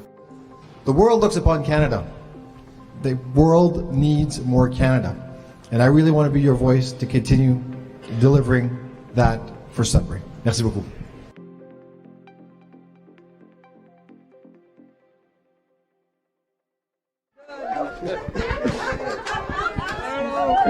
There's some celebration going on. Okay. Yeah, that's good. So polls are a little slow coming in. What are we cheering about right now, actually? Well, it looks like the polls are coming in slowly. So I've got an amazing team. It's been a fantastic campaign. Been very positive. And tonight, right now, until we get all the polls coming in, just want to really thank all the volunteers in the community for getting together behind the campaign and making this really positive campaign for the entire riding in Nickel Belt. Okay, so on that note, who have you got here with you tonight?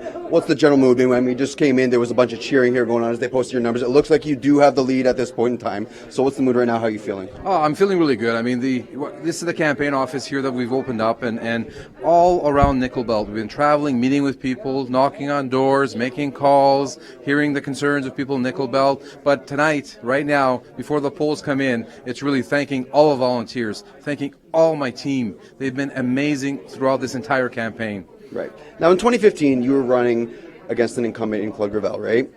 Yes. So now you're coming in this year, you're the incumbent. What's the difference been like for you on the campaign trail? Has there been any noticeable, anything that stuck out to you as different going door to door when you're coming around this year? Well, I mean, this time around, I had a record here in the last 4 years. We accomplished a lot. I have an amazing staff that service all the people in Nickel Belt. So for me, it was having confidence and having a record so that we could stand by. So for me, it was really positive and really energetic to see the feedback coming in. People knew what I've done, people knew in the writing, and also people came to me and asking, what can I do to help this project? What can I do to build better, to help out the community? So it's really that interaction that happened during the entire campaign, which was really fantastic. Okay, now, and we have seen a surge from people like Steph Paquette at the NDP, and then you running what have you made of that after coming in with such a red wave in 2015 where you guys swept the board, and this year, is your feeling, is it a lack of confidence in what the Liberals have to offer moving forward? Is it another call out for change? What is your feeling on this surge that you've seen from the NDP here in Nickel Belt? What I heard from people in Nickel Belt, we've worked hard together in the last 4 years. Like I said, with my staff, a dynamic staff in a community with the organizations, and so what I'm hearing at the doors, what I heard people coming in was that we want to continue. We want to continue with infrastructure investments in our communities, with roads. We want to continue supporting seniors in the areas, all the organizations, looking at more broadband, that we have to get that in the area. So we're looking at a lot of positives. Nickel Belt has a lot to offer, and we want to make sure that we support the mining industry, we create the jobs to make sure we keep our youth right here in Nickel Belt in Northern Ontario. Okay, and now one final question. You did touch on continue. If re-elected and the Liberals are re-elected into power, do you just continue to stay the course? How do you go about rebuilding that confidence that we saw in 2015 that has sort of dwindled coming into the 2019 election? Well, the confidence here in Nickel Belt was really strong. So we got to continue listening to people. Got to continue seeing the projects they have. And my job is to bring these projects, bring the organizations here, and be that voice in Ottawa to get the funding. We got to get our fair share. Northern Ontario for too long has not received their fair share. And since 2015, with the large investments in infrastructure and the large investment in accessibility that we've had all across the riding, it's time that we continue getting our fair share in Nickel Belt, and I will fight for people in Nickel Belt to make sure we get what we deserve. Excellent. Thank you. I appreciate the time, Mark. I'm going to let you get back to your party here, and I'm going to send it right back to Nick and Mark in the studio. Thank you.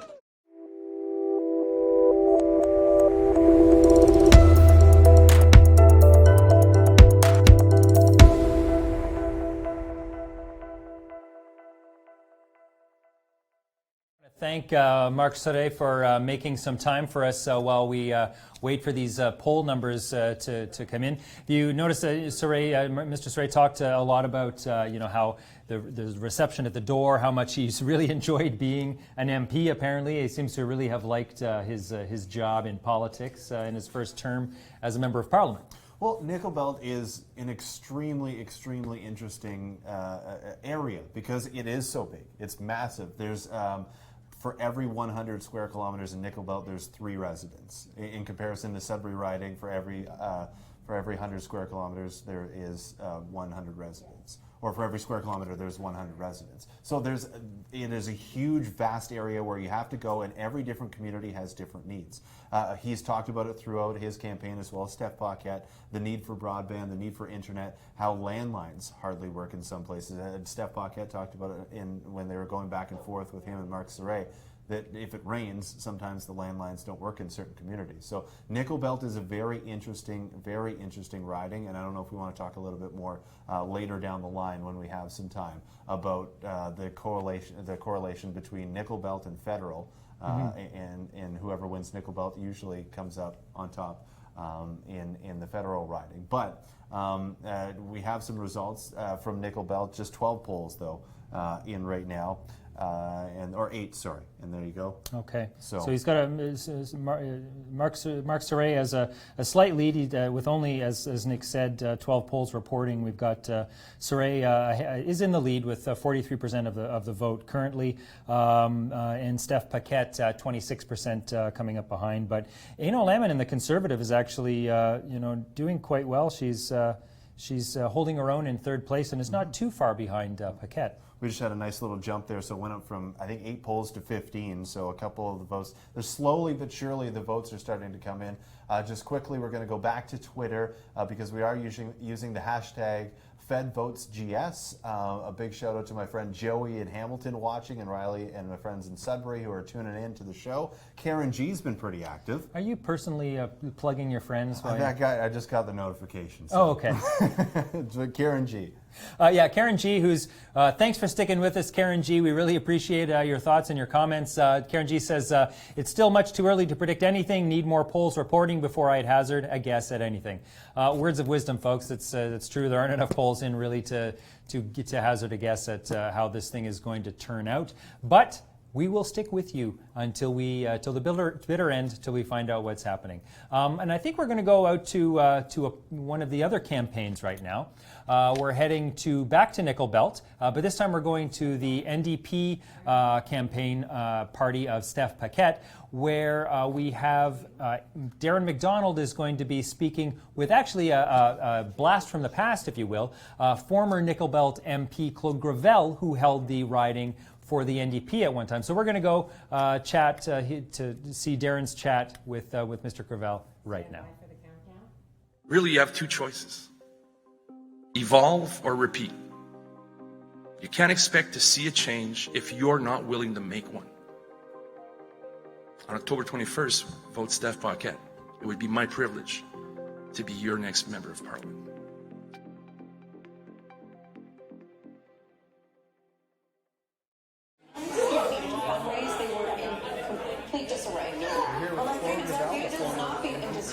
So interesting to know how long this minority government will last. The only one in the needs to realize the potential might not run out of court.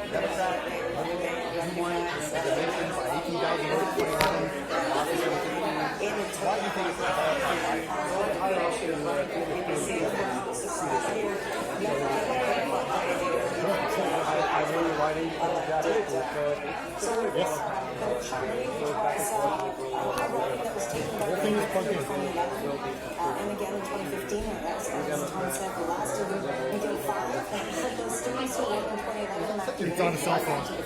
What's like trying to connect with voters? There are two records in which they but I was writing with Tim and Alexander was writing with See if they hold them. We'll see the big picture now. Let's go again, get some perspective. Because I know it's a look at all these numbers, all these ridings, Omar, candidate, Cindy Bush, there's a lot of different has just been defeated. Another Olympic swimmer, Omar, has been defeated What kind of challenges numbers are going up and down, as you can see, but let's update those house projections right now. We can show you when I get the Liberals have a range of 144 to 166. So again, not enough to cross that 170 threshold. As we've been saying, a Liberal minority. The Conservative range is between 110 and 131 seats. The Bloc Québécois between 27 and 37. The NDP here between 20 and 32. And I think a lot of the data that you're picking up in your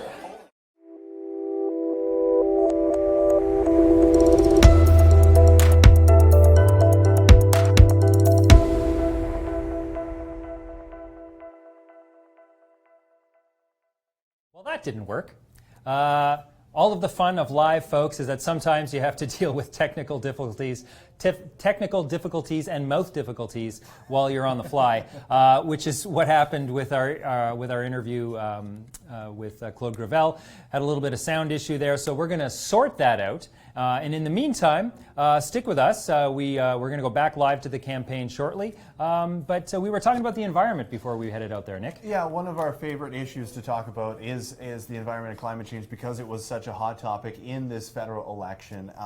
And one of the things that the climate change and environment is going to do is it's going to affect the future of Sudbury. So, Sudbury has seen a major shift from where it used to be in the early 1900s, where it was mining based town, to more of a mining technology town.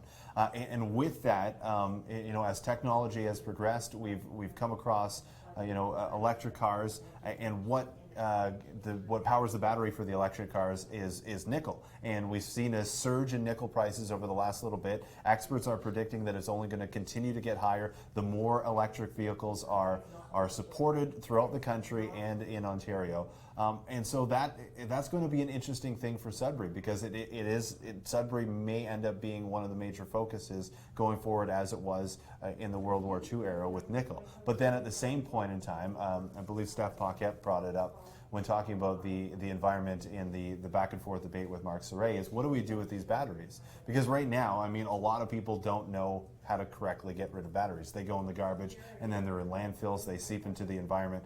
That's not good. I mean, you can bring them to the recycling bin or the recycling plant here in Sudbury, and they dispose of the batteries for you, but a lot of people don't know that and don't do that. So these are not just small little AA batteries, these are car batteries. So what do we, if we're mass producing these electronic vehicles, what are we doing with the batteries to safely contain them? Yeah, you're right. And like you were saying, Sudbury is on the forefront, really, of not only because we have such high-grade nickel, under our very feet, but also because, this is a mining town. This is an active mining town. We have lots of mines. So that electric vehicle revolution that is coming, it's happening in mines as we speak. The first all-electric mine just opened. I can't recall where it was, but it's in Northern Ontario. The first all-electric mine opened. We have remote-controlled vehicles now operating in mines. We have all these kinds of electric vehicles operating in mines that take a lot of the fumes and a lot of the heat out of the air. But like Nick said, with electric batteries, all of the benefits to the environment comes that downside where you have to figure out what you're going to do with these discarded or unusable batteries anymore. And I'm sure at some point, some smart people are out there thinking up ways that those batteries can be converted into something else. There's got to be some other use for them that some smart person will come up with. But the biggest thing too, as well, is those cars are expensive. They're not cheap. Beth Mayer's brought it up in her points when talking about the environment and climate change in the last segment. Is that the way I look at it is like it's eating healthy. The eating healthy seems to be the more expensive alternative. And so people, when you're going to buy organic, your bill is often 2 or 3 times more expensive than it would if you were just to get fast food. So it's easier for families of 4 or low-income families to just go with the fast food, the cheaper option, which is the unhealthier option. So when you're looking at climate change and how do we prevent it and how do we get a better future for Canada as a country, an electronic car is not something that a family of 4 on low income is going to be looking at. Mm-hmm. Solar panels is something that a family of 4 of low income is not going. They're not going to be looking at that. So we have to, as a country, and these next leaders that come before us, have to find a way to make it more affordable for the average Canadian resident. Yeah. Because at this point there isn't. No, I think the NDP and the Green Party both talked about, having some sort of program in place that, brings everyone along with this sort of green into the green economy, as they're calling it now. Now, I think we are going to head over to the Sudbury Liberal campaign, where we have incumbent Paul Lefebvre's campaign manager, Mike Whitehouse, available, and we're going to be chatting with him in just a minute. I think he's going to be in conversation with our own Kira Ferguson. So we'll head over to Kira, and we have that interview for you live. On October 21st, Sudburyans and people in Canada have a choice. Have a choice to move forward on the progress that we've made over the past 4 years, or certainly go back to the way it was before. The world looks upon Canada. The world needs more Canada. And I really want to be your voice to continue delivering that for Sudbury. Merci beaucoup.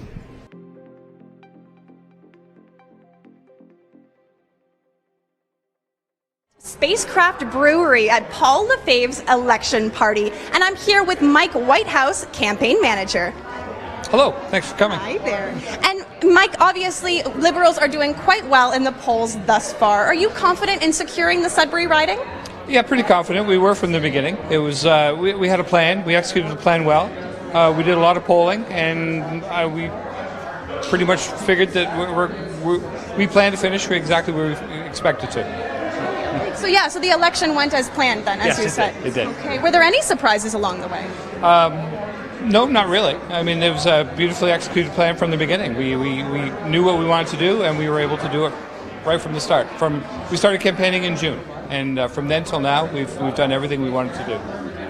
And is it fair to say that you need a strong team behind you to succeed in a campaign such as your own? Well, you can see the team here, and Paul will talk about that when he gets here. I mean, Paul will be the first person to tell you that a good politician has a good team behind them.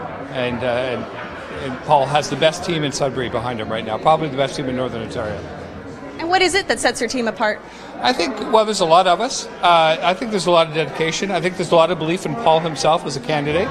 And this time around, there's a really firm belief in what the Liberals have done over the last 4 years. You know, the promises that we made in 2015, things we were able to deliver on, the jobs, the Social Security, the Canada Child Benefit, 800,000 Canadians lifted out of poverty, 14,000 families in Sudbury that were lifted out of poverty directly because of Liberal policies. So those are the things that we're proud of. Those are the things that Paul is going to talk about tonight. And I heard that your team did suffer a loss just earlier this morning. Do you mind explaining that a bit? You mean the break-in? Yes. Yeah, so our campaign office suffered a break-in the wee hours of last night, probably between 1 and 2 o'clock. Police called me about 2:30, said that there had been a break-in in our office, that a lot of our computer equipment had been stolen. Actually, it wasn't even our equipment, it was equipment that belonged to volunteers.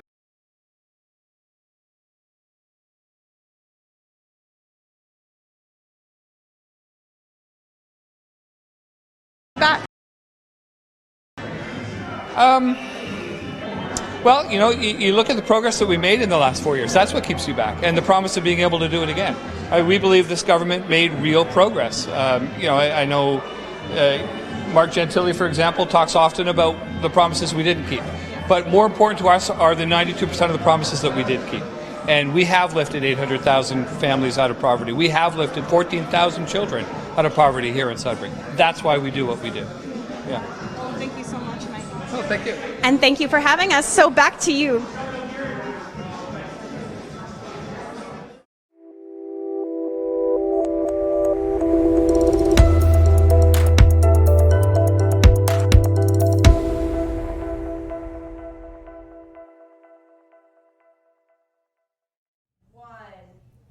And we're back. Technical difficulties all around tonight, folks. We lost internet connection there briefly, but the fantastic Heather Green Oliver is a genius and is keeping the lights on and keeping the show going here.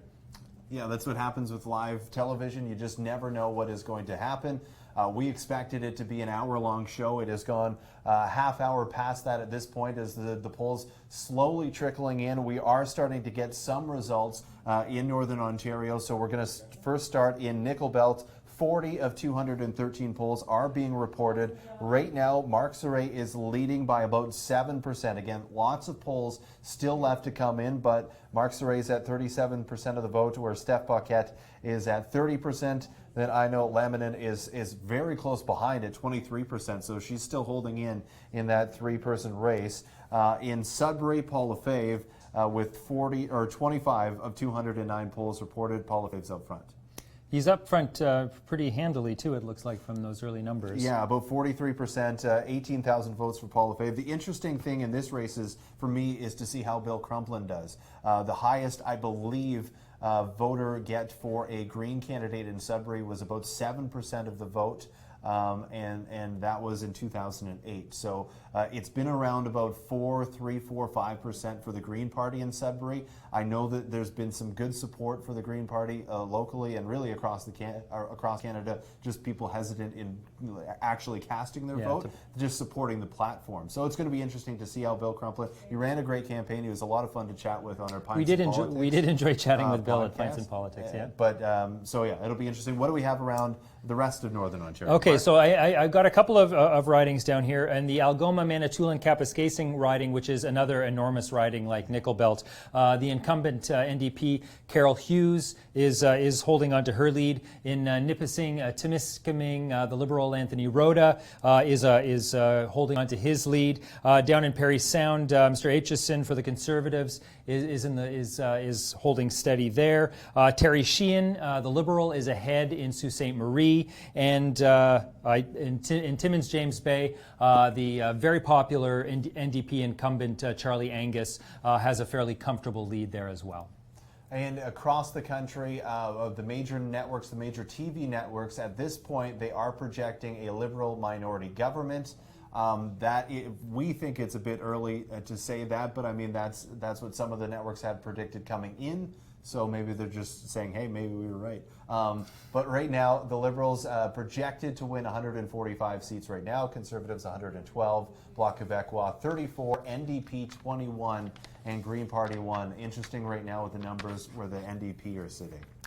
It's surprising that the NDP was, they had a bit of a head of steam after the leaders debates and such, but the Bloc Québécois has got 34 seats at the moment, it looks like, or at least they're projecting that. So it's interesting. The race is shaking out in a really interesting way tonight. Yes, and so they're predicting, the major networks predicting a Liberal minority government. For a majority government, it would have to take 170 seats, correct? Correct. So yes. 338 seats in the parliament. 338 seats in the parliament. There we go. Half of which is 169. So we can't split a seat in half. We can't split seats in half. That would really confuse the issue. It would be terrible in Parliament and at the movie theater. Well, who would sit where? How do you decide who sits and who stands? Well, everyone takes a rotation. Oh, really? Yes, throughout the year. It's a Canadian way. No, you sit. No, you sit. No, you sit. Okay. No, you sit. I don't know that we'd get much done. No, we wouldn't. I'd like to talk about the economy if we could for a little bit. Let's talk about the economy. Okay, so last week Bloomberg had a really interesting report out, and I wanted to talk a little bit about that because now obviously Bloomberg, they're not a Canadian publication, but anyway, they dug into the Canadian election, into Justin Trudeau, into the economy, and they had this article where they talked a bit about some of the things that Justin Trudeau's Liberal government has done in Canada economically, and just to highlight, I thought it was sort of interesting. So this report was out on October 17th. So some of the things we talked about earlier, but in the past 40 months under the Trudeau Liberals, unemployment in Canada has fallen to its lowest since 1976. And that's very interesting, too, because it kind of falls directly into what Sudbury has done. So we look back at 2008, it was under Conservative government federally. The unemployment rate for Sudbury was one of the highest among major cities in Canada. It was over 8%. It was 8.4%, 2008, 2009. Now it's at 5%, which is right around where the national average has been. And a lot of cities have seen similar drops in unemployment numbers as well. So it'll be interesting to see where, what impact Ontario, as a Conservative government in Ontario, has on those jobs going forward. But at this point, unemployment across the country looks to be down, and that's a good thing, right? People like to work. People do like to work. Well, they like to get paid anyway. Yeah, They have to work. Yeah. So another interesting, from this Bloomberg report, they found in their analysis that Canada's GDP in the past 40 months, again, had accelerated faster than almost any other G7 country except the U.S. So the U.S. is still, with their enormous economy, is still leading the GDP growth among the G7 countries. But Canada has zoomed ahead of all of the other G7 countries, save the U.S., and are sitting in second place in terms of growth. That was interesting. Your thoughts on that? Well, just the different way that Canada is growing, I find it very interesting. So that article brought out points about technology and how we are growing in technology, where our GDP might not be the high growth as the Americans have, but there's in areas in information technology that we are really, in computer services, that we are really, really skyrocketing in, and it just bodes well for Sudbury, as we talked about earlier on in the show, where we're shifting from mining to mining technology. And this article here focusing on the Trudeau government and the Liberals and the money that came through Sudbury in the last 4 years for technology specifically. We look at over $100 million for Laurentian, a lot of it going to Crosh for their mining technology and research, a lot of it going to NORCAT for them to develop their underground testing and allow big companies from all over the world to come and test out their technologies here in Sudbury and see how it works in an active mine. To see that grow across the country is awesome, but to see it grow here in Sudbury, the possibilities for us as a community to continue the sustainability of that mining industry in a new way, it's pretty cool down the line. Yeah, it is pretty cool down the line. So the technology sector just just exploded in the past 5 years since Justin Trudeau has come in. Not as a result of Justin Trudeau, it's just coincidental. But interesting, the five biggest tech firms in the world, and that would be your Facebook, your Alphabet, which owns Google, Amazon, Apple, and Microsoft, together are worth more than the entire economy of the United Kingdom, if you can believe that. That's crazy. That is crazy. That is some crazy stuff. It's a kingdom. It's not just like it's a kingdom, right? They've got castles. They like to call themselves a kingdom. And you would think that they would have a lot of money and smart people in the castles. Castles tend to attract money and smart people, and I guess I don't know. You're the one that's. I'll have to bow to your knowledge of smart people in castles. I will knight you. Thank you. In your knowledge of castles. So I'm Sir Mark now. Yes, you're Sir Mark of Castlelot. Oh, thank you. I appreciate that. Canadian tech companies, are also doing very, very well. Bloomberg says that of the 5 Canadian firms on the MSCI World Equity Index, together they posted a return of 43% for investors in the past 12 months, and that is higher than any other G7 country. Again, we are kind of going over some stats because the polls are taking a bit to come in. If you want to have your say, we are live, so we want to read your tweets on air. If you use the hashtag FedVotesGS, we will get your tweets on the show and go from there. But the polls, again, slow to come in. Only less than a quarter in both Sudbury and Nickel Belt, the polls have come in. So let's continue with this article, though. Yeah, sure. What the article says that Trudeau has sort of tried to do, or what they credit with Trudeau with trying to do, it looks like Andrew Scheer has been re-elected to his seat, so that's good for him. So Trudeau has tried to, he's sort of preserved the fossil fuel industry and preserved subsidies for the fossil fuel industry, which, has raised, gotten him some criticism from the Green Party, and which, is to be expected, I suppose. But what the Liberals have been trying to do is balance the need to transition to a green economy, or this is what they say anyway. They say that they're trying to balance the needs of transitioning to a green economy while still protecting those traditional sectors that still employ tens of thousands of Canadians. So. But under Trudeau, what he did is the economy is no longer as tied so closely to the fossil fuel sector as it once was. Tech has really grown, and what this has done is made the Canadian stock market less volatile and more stable. Exactly. That's a great point. And it'll be interesting to see, because when you talk about those industries, it's not just a 4-year down the road plan. These are things that we have to look to well beyond the next whoever is elected beyond in 4 years from now. It is these problems and these opportunities exist well beyond these next 4 years. Just to look quickly before we go back to this, 35 polls for Sudbury.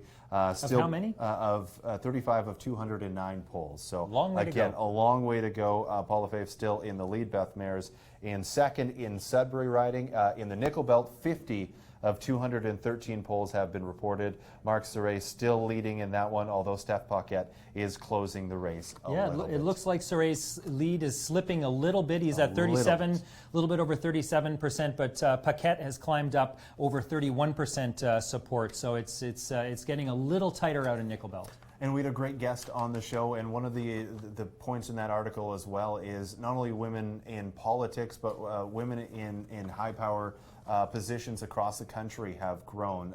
In the Toronto Stock Exchange, the CEOs have been promoted to the head of their firms, or whatever they're called, from 13% to 5%, which is higher a promotion rate than the U.S., Germany, and Japan as well. Yeah, that's true. It's interesting. So Trudeau, he came in 2015. He said he wanted to have as close to gender parity as he possibly could in his cabinet, and he did that. The cabinet was fairly close to as close to 50-50 as you could get, I guess, between men and women on the cabinet.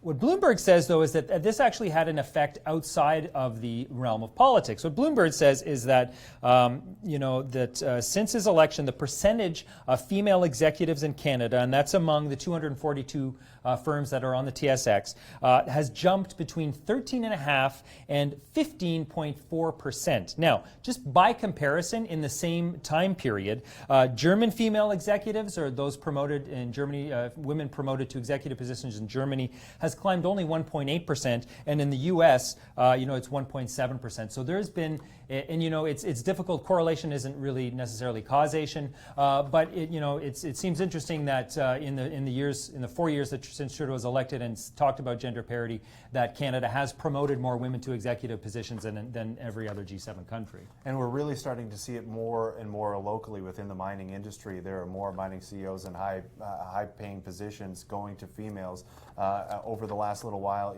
Just covering the the Women's Day Association, when they have the panels and everything like that, you're starting to see way more mining executives, which is really good to see, and hopefully it spreads across the country as in evidence in that it seems to be. Yeah. You and I had a pretty fun time this campaign. We weren't out knocking on doors, which is... We should have. What would we have said? Watch our show. Oh, that's smart. See, what a great promotion that would have been. But we had a really, really good time because we did Pints and Politics. We did. Which was a show and a podcast that we put together. We wanted a different spin on an interview with a politician and a candidate. So we tried to get all of the candidates that we could to come out and have a pint with us and just have a little chat. You asked a little bit more of the serious questions. I took the angle of a little less serious, we'll say. A little less serious. I think what Nick and I tried to do was we wanted to get to know the candidates a little better. We wanted to get you to get to know the candidates a little better, but we didn't want to spend an hour talking to these people. So we took 15 or 20 minutes to sit down with them over a drink. I would ask more policy-related questions. Nick would ask questions that were lighter but more designed to get at the person's personality. So what we were trying to do was see how the candidates think on their feet, how well they knew the platforms, but also what they, the kind of people that they were as a person. But I have to tell you, folks, Nick came up with some killer questions to throw at these people. Sometimes they didn't quite know what to make, quite to make, or how to answer, and it made for some pretty interesting videos. So I think what we're going to do right now, while we're still, while the polls continue to trickle in, we're going to throw to a Pints and Politics supercut that we're calling the Best of Nick. So I think we're going to go to that right now.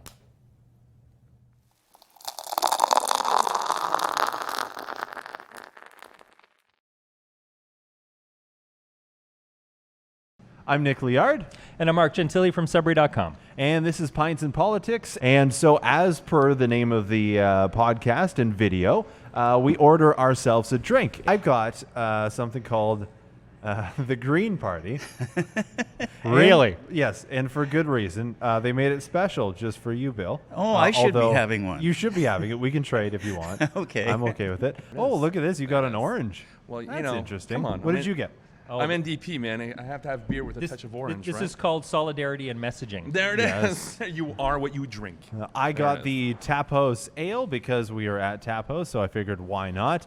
And Mark is sticking with the same one he had in the first video. Yeah, Mark's kind of a weak link in the drinking game. Whenever I'm on vacation, I don't know what to order, so I just say make something sexy. And I mean, that is a vegetarian sexy, that's for sure. It is. It's also probably keto.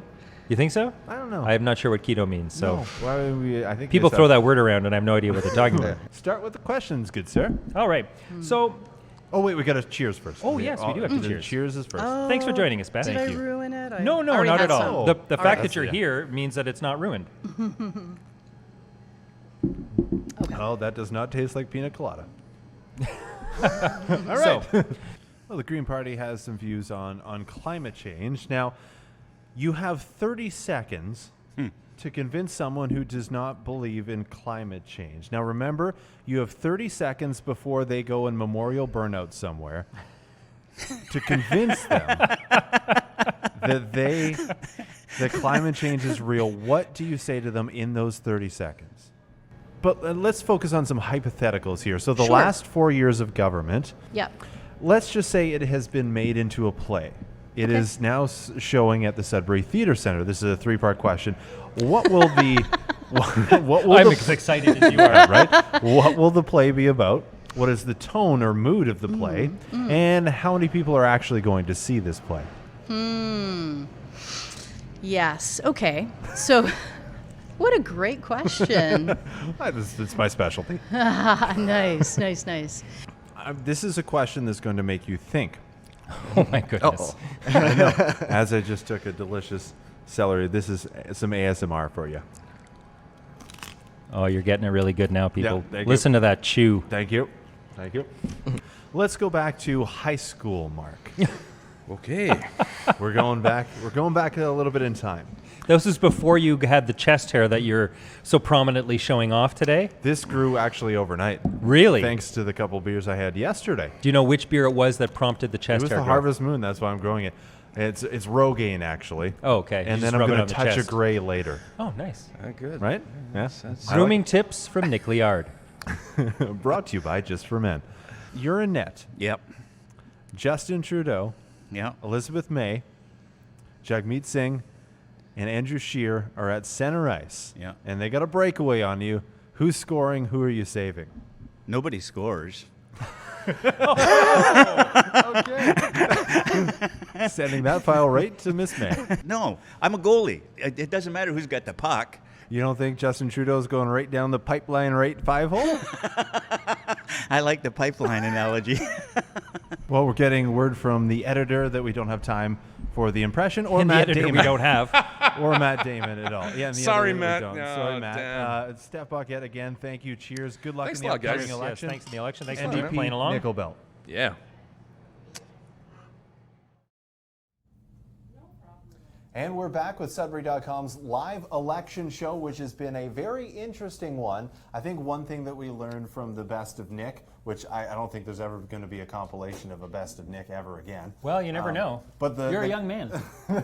So the couple things that we did learn from it is that Bill Crumplin has a great laugh. He's very shouldery with his He's a laugh, shoulder which is- laugher. which is awesome. Beth Mayers can come up with a detailed script on the spot. Caesars are delicious and may also be keto. I'm not sure.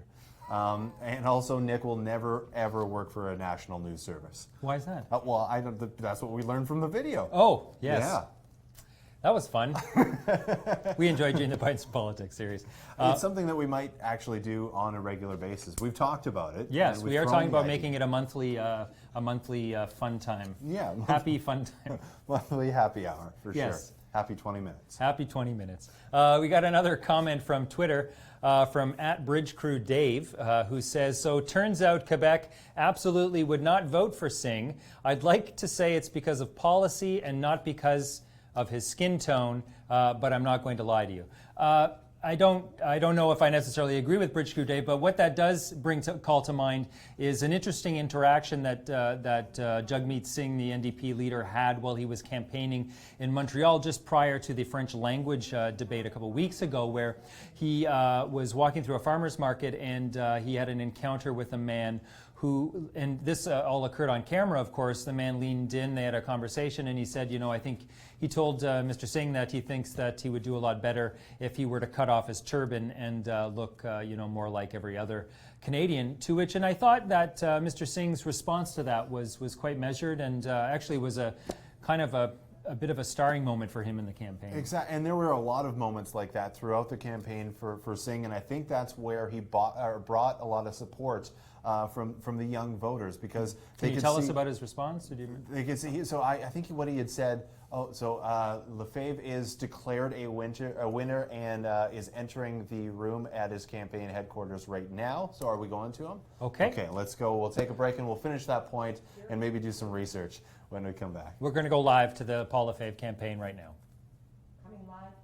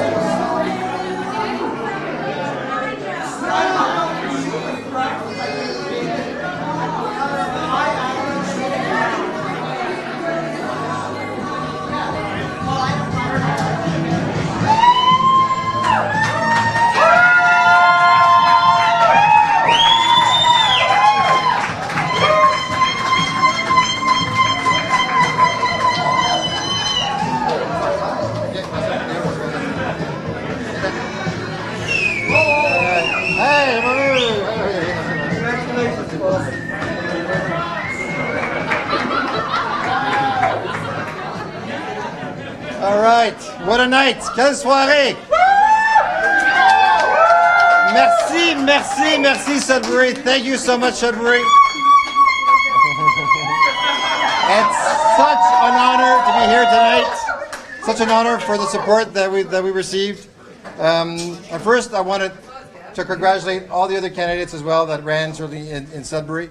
It was a great campaign. I thought it was a very actually cordial campaign that we had, and that's the way I believe that all campaigns should be run. So I really want to congratulate all the other candidates for all of the great campaigns. J'aimerais évidemment prendre cette opportunité de remercier plusieurs personnes. There's so many people to thank when you have a campaign and you are surrounded by so many volunteers, and they are amazing. And I was blessed to have so many volunteers to work on my campaign, and most of them are here. A lot of them are here. Beaucoup d'entre vous sont ici. Puis ça me fait chaud au cœur. It's really, really humbling to have the support that I saw day in, day out, and an amazing array of support that we had on a daily basis. And so I really wanted to thank you from the bottom of my heart, and I'm seeing you a lot of here, and I'm not even going to start saying your names because I will forget somebody, and that's the last thing that I want to do. Évidemment, vous voyez, ma famille c'est avec moi ce soir. My family is here with me tonight, and it's really, really important for me that they be here. And we're missing our daughter, our sister. Mylène is not here. She's studying at university, so she can be with us. Mais c'est clair que ces genres de campagne, puis ces efforts qu'on fait, puis les sacrifices qu'on fait en famille, c'est un travail de famille. When you are a member of parliament, it is certainly not only the work of myself, it is the work of a family. And I'm really, je suis très reconnaissant. It's really, I never spend a day without recognizing that. And certainly, I have my family here, but I have my extended family here too. Donc, j'ai mon père, ma mère, and my mom and dad here. And thank you so much for all your support all the time. Merci énormément.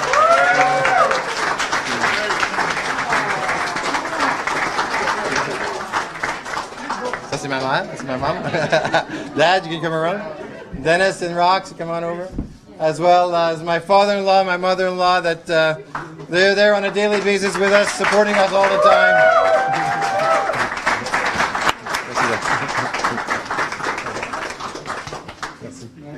Thank you, Roger. Merci beaucoup. So proud of you. Yeah. So proud of you. But it's like I said, it's a collective effort, and my brother, my sister are here as well, and my sister-in-law, my brother-in-law. As you can see, this is a family thing. For me, family is so important, and that's why certainly being returned to Ottawa to be the voice of Sudbury, certainly helping out families that are trying to make ends meet, always is something that, you know, where I'm from a small town of Kapuskasing, where I'm really proud. You know what, my dad was a welder, my mom was a social worker, and that link of helping families out is really ingrained in me as a young child. That's what I want to continue to do in Ottawa as a voice of Sudbury. And it's been an amazing past 4 years, and certainly what is upon us is going to be another great 2 or 4 years. We'll see by the end of tonight. But certainly what I will tell you is this. And as your voice of Sudbury, I will continue to advocate to bring more jobs here, to make sure that affordability issues are addressed and that are top of mind. Infrastructure investments keep coming to Sudbury. C'est très important pour moi qu'on continue dans la volée, dans les avancées qu'on a fait comme gouvernement et comme votre député ici dans la région. Infrastructure, des emplois, faire en sorte que les gens peuvent faire en sorte qu'ils peuvent se permettre des choses dans la vie. And for me, I always said this. As a liberal, I want to make sure that everybody has a fair chance at success. And that has always been my motto from day one. No matter where you're from, who you are.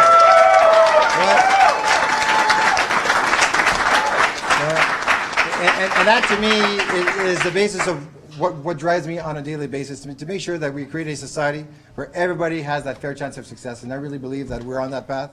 We have made great strides in the past 4 years, and with the great policies that we have for the next 2 to 4 years, we will continue down that path. Sur ça, je vous remercie énormément. Thank you so much for being here tonight, and I think now it's time to celebrate. Merci.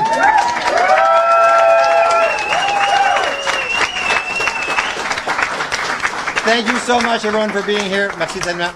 Maybe we'll do a scrum with the media. Okay, let's see. Yep. Yeah.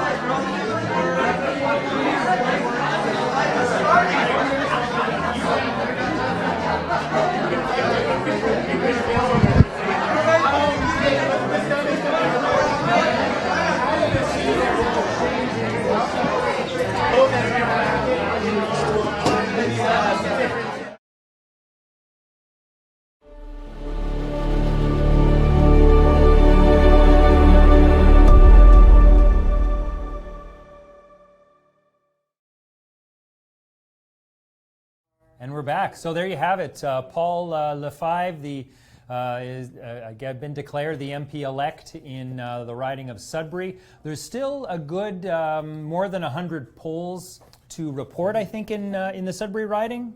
Yeah, that's, I mean, for it to be declared this early is a bit crazy, but it has been declared. Paul Lefebvre has been re-elected as the Sudbury MP. 85 of 209 polls are being reported, so the votes are still well coming in Sudbury and in Nickel Belt, but Beth Mayers is starting to be a distant second, not too distant of a second, about 10% behind Paul Lefebvre, and then Pierre Saint-Amand is at about 19%, so he's 20% behind Paul Lefebvre in third. Now in Nickel Belt, this race is really, really close. Yeah, it's down to the wire here, folks. It started off Mark Sauret with first couple polls coming in. It looked like the support for Mark Sauret was there, but now Steph Paquette has closed the gap. He's at 35%, Mark Sauret is, of the vote, where Steph Paquette is at 33, so almost under a percent is Steph Paquette behind. Aino Lemonin is at 22%, so she's starting to drop off a little bit in that race, but was holding strong for a little while. How many polls are we? 85 of 213 okay, polls so have still been a ways reported. to go. Yeah. Still a ways to go. Nickel Belt, still very much a race in Nickel Belt. Mark Sauret trying all he can to hold on to his job as the MP in the Nickel Belt riding. He's getting some strong opposition from the NDP candidate Steph Paquette. Let's check in with the other ridings across Northern Ontario and see how that's going. So Algoma, Manitoulin, Kapuskasing, the incumbent Carol Hughes from the NDP with only 40 polls reporting up there in that massive riding, but she's got a 42. She's got 42% of the votes that have been tallied so far. That's a pretty strong lead. In Kenora, the Rainy River area, Rudy Turtle is leading. This one is a very close one. So the NDP party is leading in Kenora. The NDP party. Yeah, I know. I always do that, and I don't know why I do it. I got to just call them the NDPs. The NDPs? And then NDPs, and then that's it. It eliminates it, right? Or the NDP. You don't even have to put the S on. I'm putting the S. They're plural because there's more than one of them. Okay. The NDP is leading. In Kenora, Liberal very close, right behind by about 2 percentage points, and then up in. Oh, so Nipissing, Temiskaming, that's down the North Bay area. Anthony Rhoda, the incumbent, Liberal incumbent, has been declared. There's 120 polls reporting. He's got 39% of the vote so far. So they've declared Anthony Rhoda, the Liberal incumbent, as the MP-elect for Nipissing, Temiskaming. Down Highway 17 in Sault Ste. Marie. This one, again, a close race, so they haven't declared a winner yet in Sault Ste. Marie, but Terry Sheehan of the Liberals, the incumbent, is at 40% of the vote, and then the Conservative candidate is at 32%. So that one, again, very close to those polls being reported done. They're at 125 of 181, so Sudbury is on the slow end in terms of polls coming in, but you look at Temiskaming and Nipissing, they're at 120 of 206. Where else are we going? In Northern Ontario, Thunder Bay, Rainy River. Yeah, so Thunder Bay, Rainy River, the Liberal Mark Pawlowski, he's got 39% of the vote. Still quite a few polls to come in. Yuksem Wan of the NDP is, maybe 7 percentage points, 8 percentage points behind, with Linda Ridholm for the Conservatives in a sort of neck and neck with the NDP in second place out in Thunder Bay. And in Rainy River, pardon me. Yes, Thunder Bay, Rainy River. They've combined a lot of these. Timmins, James Bay, another combination. Charlie Angus has been elected. Charlie Angus has defeated the Conservative candidate, and then the Liberal candidate is in third. So Charlie Angus re-elected for Timmins, James Bay. Don't think that there was a surprise. Not really a surprise there. Charlie Angus is a very popular MP and has been for a couple of terms now, so he's doing quite well. So Thunder Bay, Superior North, the Liberal Patty Haidu is been elected with 42.2% of the vote. Still a bunch of polls to come in, but she has really doubled up on the Conservative Frank Poulia. So it looks like Patty Haidu is back in for Thunder Bay Superior North. And the overall party standings nationally, the major networks, they've been predicting for a little while now a Liberal minority government. So we're going to see how that plays out. Right now, the Liberals are sitting with 160 projected seats, Conservatives 116. The Bloc Québécois 34, NDP 24, the Green Party just 3 seats. The Green Party has been elected 1 seat, so at least they will have that 1 seat for sure. They are projected 2 more at this point. And did we mention the People's Party yet? The People's Party, oh So- yes. Yes, Maxime Bernier. So the People's Party of Canada, brand new political party created by Maxime Bernier. Now Maxime Bernier he contested for the Conservative Party of Canada leadership and lost to Andrew Scheer. For whatever reason, Mr. Bernier decided he was going to create his own political party. And the political party that he created, the People's Party of Canada, they attracted some interesting candidates. They had some policies that didn't resonate quite widely with a lot of Canadians. They wanted to cut immigration numbers almost in half, but for no other reason than they wanted to preserve something that they call Canadian culture.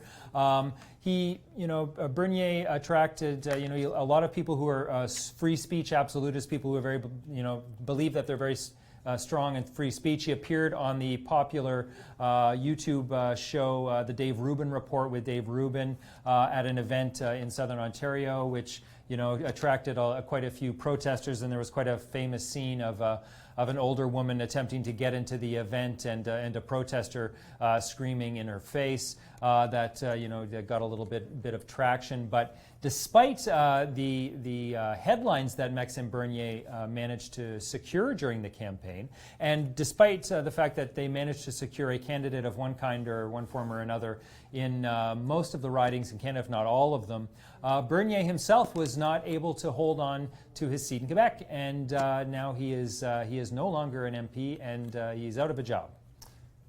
Interesting development as well. I just saw on the screen in Milton, which really doesn't have a lot to do with us, but kind of a cool story. Adam Van Coverton, the former Olympian, the Canadian rower, has upset the Conservative candidate or the incumbent there and has won the seat for the Liberals in Milton. So kind of a cool story, former Olympian getting elected. Mm-hmm. Curious to see how the Liberals are going to do down in Southern Ontario, if they're going to be able to retain all of the seats that they managed to win in the 2015 election, which really helped propel them to the majority government then. It's not going to propel them to a majority this time, it doesn't look like, though. And so we continue to keep up with the race in Nickel Belt. 105 of 213 polls have been reported. It is very close. It's within 400 votes between Mark Soray, who is the incumbent and leading, and Steph Paquette, the NDP candidate, who is trailing by, again, just about 400 votes. And so we talked about what's going on across the country, projected Liberal minority, and a potential coalition is what we talked about earlier on the show. And maybe we can bring that up as well and talk about the video again. Yeah, we can certainly play that bit of tape between. It's a conversation that I had with Darren McDonald, where we talked about the possibility of the call. It does look like the Liberals, if they do manage to win a majority, it looks like they are going to be, although they're at 157 seats now, so they only need 13 more seats to get a majority. Hard to say. The Conservatives right now have 118 seats, so we'll see how the rest of this race shakes down tonight. We're going to stick with you until Nickel Belt has been declared, and then return you to your regularly scheduled program. But I think we're a long way, though, before we have a result in Nickel Belt, because that race is just so close. And I'm sorry, I forgot what you asked me to talk about. Okay. Coalitions. Yeah, so the coalition government is a very real possibility. We saw it leading up into the final election day about a week before. There was talks about the NDP working with the Liberals working with the NDP, how the NDP wouldn't work with the Conservatives if the Conservatives were a minority government. So it's going to be interesting to see after this post-election what happens once all the winner speeches and the loser speeches are given out, who is going to work with who. And it seems, there's in the video that you did with Darren McDonald, there's benefits in certain countries. It's worked in certain countries. A coalition government hasn't worked. In Canada, it seems like it could be a possibility that does work and has worked in the past, where especially on specific bills, two parties come together. Whether it ends up being how it's going, and the Liberals and NDP work together on certain bills to get passed. The main thing is with the coalition government is that all of Canada or all of the country is benefiting from a number of parties working together. Well, it ensures that the government can actually accomplish something in a minority parliament. I would be surprised if we had anything like a sort of formal coalition that you might see in a place like, say, Germany. I think this would be more of an informal coalition, more of a kind of a horse trading sort of situation where the Liberals and the NDP can sort of prop each other up. In that scenario, of course, the Liberals would be beholden to adopt some NDP policies to hang on to that informal coalition and keep the government moving. But the two parties, they've become more similar over the past 10, 20 years. Where, as you know, when the NDP first started off, they were quite a bit different from the Liberals, and the Liberals were quite a bit different from the Conservatives. But it seems like a lot of the policies that both of the parties are coming together and putting out are very similar policies. They may be off on one thing or another, but it's policies that, two people, if you were to put them forward, could work on and come together a reasonable solution.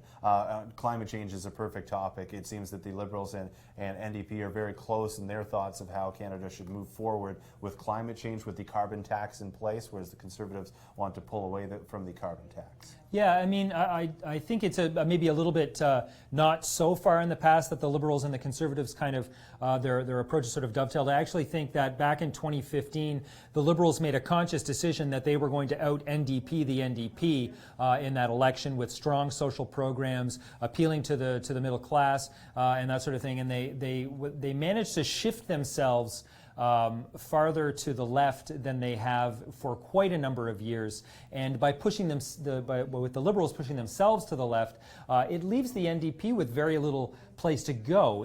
They were sort of firmly ensconced as the left-wing party in the House, and they were the party. They are the party of unions. They are the party of social justice. They've staked that tent a long time ago. And what Justin Trudeau did to, one could argue, a great deal of success was he managed to slide the Liberals enough to the left that they stole a lot of that NDP thunder and propelled themselves to a majority, which left in this election the NDP kind of floundering as to where they could find themselves. Fortunately, they had a leader like Jagmeet Singh, who ran quite a good campaign actually, and was applauded in many circles for the job that he did.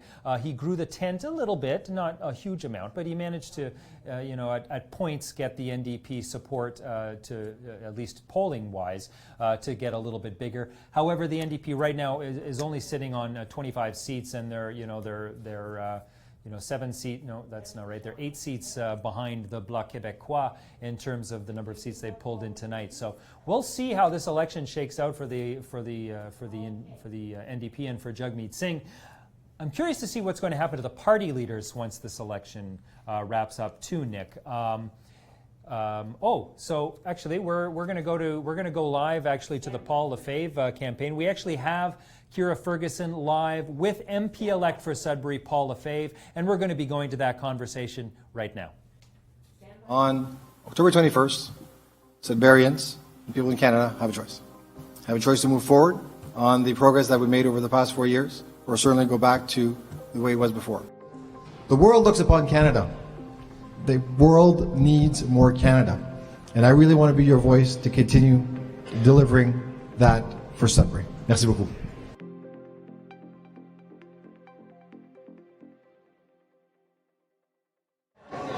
I'm back at Spacecraft Brewery with the re-elected Member of Parliament, Paul Lefebvre. Paul, first off, congratulations. How is your reaction? Thank you so much. Well, certainly it's always humbling when people certainly support you and they being returned to office. That means that they've passed judgment on your last 4 years, and certainly they've given you another green light to go ahead and to represent them again. So it's a great feeling. At the same time, though, I really want to thank all the other candidates. Certainly, I thought it was a really cordial campaign between all of us. So Beth Mares, Bill Crumplin, Pierre Saint-Amand. I thought it was that's what I think Canadians expect campaigns to be like. So I'm very happy with the way that the campaign was run here in Sudbury. That was actually something that I noticed myself. Within the debates, there wasn't a lot of debate. There really was just a lot of healthy discussion. Do you think that that's a pro or con of Sudbury? I think that's something that's something that we should be doing across the country. Because we should be debating policy. We shouldn't be debating personalities. We should be debating policies together. And certainly, and a lot of times, in Canada, a lot of our policies are not that far from each other. Right? When we look at it, in a big context, that's why I think certainly in Sudbury we were pretty much on the same page on most of the stuff. From 10,000 feet up in the air, right? Certainly, but we differed on details, right? In general. So that's why I think the attitudes and certainly the feeling amongst each other was very cordial. Plus, we also had 6 debates, so we had a chance to really get to know each other, and it could have, I guess, gone either way, right? But I think it made it very cordial. So I think people appreciate that more than having negativity in these types of debates. And obviously these were the results you were hoping for. I feel like that's fair to say. Yep. What do you think that it was about your performance these last 4 years that brought such confidence to the voters? I think people knew that I wanted to deliver on results, and we got results, right? Over $400 million of investments, 1,000 jobs from federal government alone, right? So those are great results to have, but I also know that there's so much more work to be done on affordability, on helping people out on housing, right? But we're on that track, and all our policies are going down that road. So I think people felt that we're on the right path, right? That's why our theme was choose forward. Choose forward for Canada. Choose these policies that are making Canadians move forward, right? And certainly. The results speak for themselves. Over 1 million new jobs created in the country. Poverty rates are going down. Actually, 800,000 people lifted out of poverty. Over 300,000 kids across Canada. These are Statistics Canada stats, not partisan stats at all. So those are things that we need to build on. And I think that's what Canadians want, and that's what we want to deliver. And in the momentum of moving forward, what will your focus be? Well, certainly, I think I want to continue down that path. These are jobs that we want to bring back to Sudbury, and so infrastructure investments, and addressing affordability issues and housing issues in Sudbury. Those are big things that I kept hearing, and certainly, like I said, we've started to deliver, but people expect us to do more, and we will deliver more.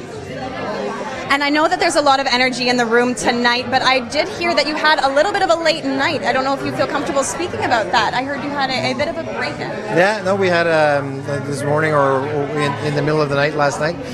Somebody broke into our campaign office, stole all the computers, and so when we got there this morning, everything was gone. But that's the resilience of my team, right? The team came together, we reorganized, and within an hour and a half, we were back and running and had this campaign as if nothing had happened. Spirits were not dampened. We took it positively, and I told them, listen, you know what? We have another day to go, and then we were always positive throughout the last 40 days. We'll continue to be positive on this last day. Yeah. So no effect to morale? Not at all. Not at all.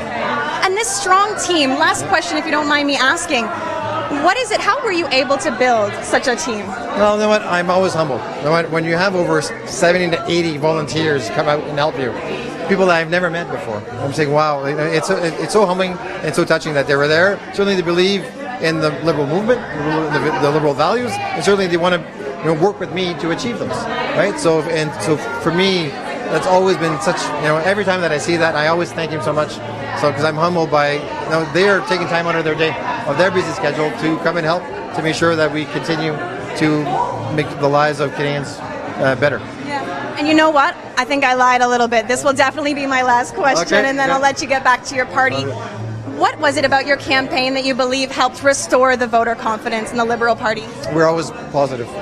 We were, since day one, I've been optimistic.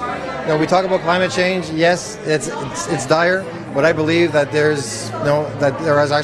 I'm optimistic that the future is brighter as well. That there is tons of positivity out there, and so I run a positive campaign with no regrets, and that's what I think that resonates with the people of Sudbury. I think that's who they are as well. They are positive people. They want to hear positivity, and certainly that's what that's part of who I am. Perfect. Well, thank you so much, Paul, and thank you, and enjoy the rest of your night and the celebration that you very well deserve. Thank you so much. Thank you so much. No, thank you.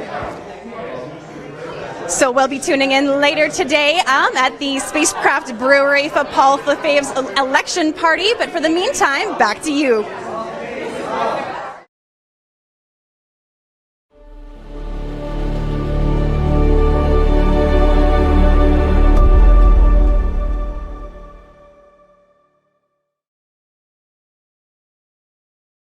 Welcome back to what has been a very interesting live election show for the federal election here in Sudbury. And we're following along the very close Nickel Belt race, which finally seems to have come to an end. It certainly looks that way. The incumbent Liberal, Mark Gentili, has been declared the winner. I don't have the numbers. Nick, can you update us here, please? So 155 polls of 213 have come in at this point.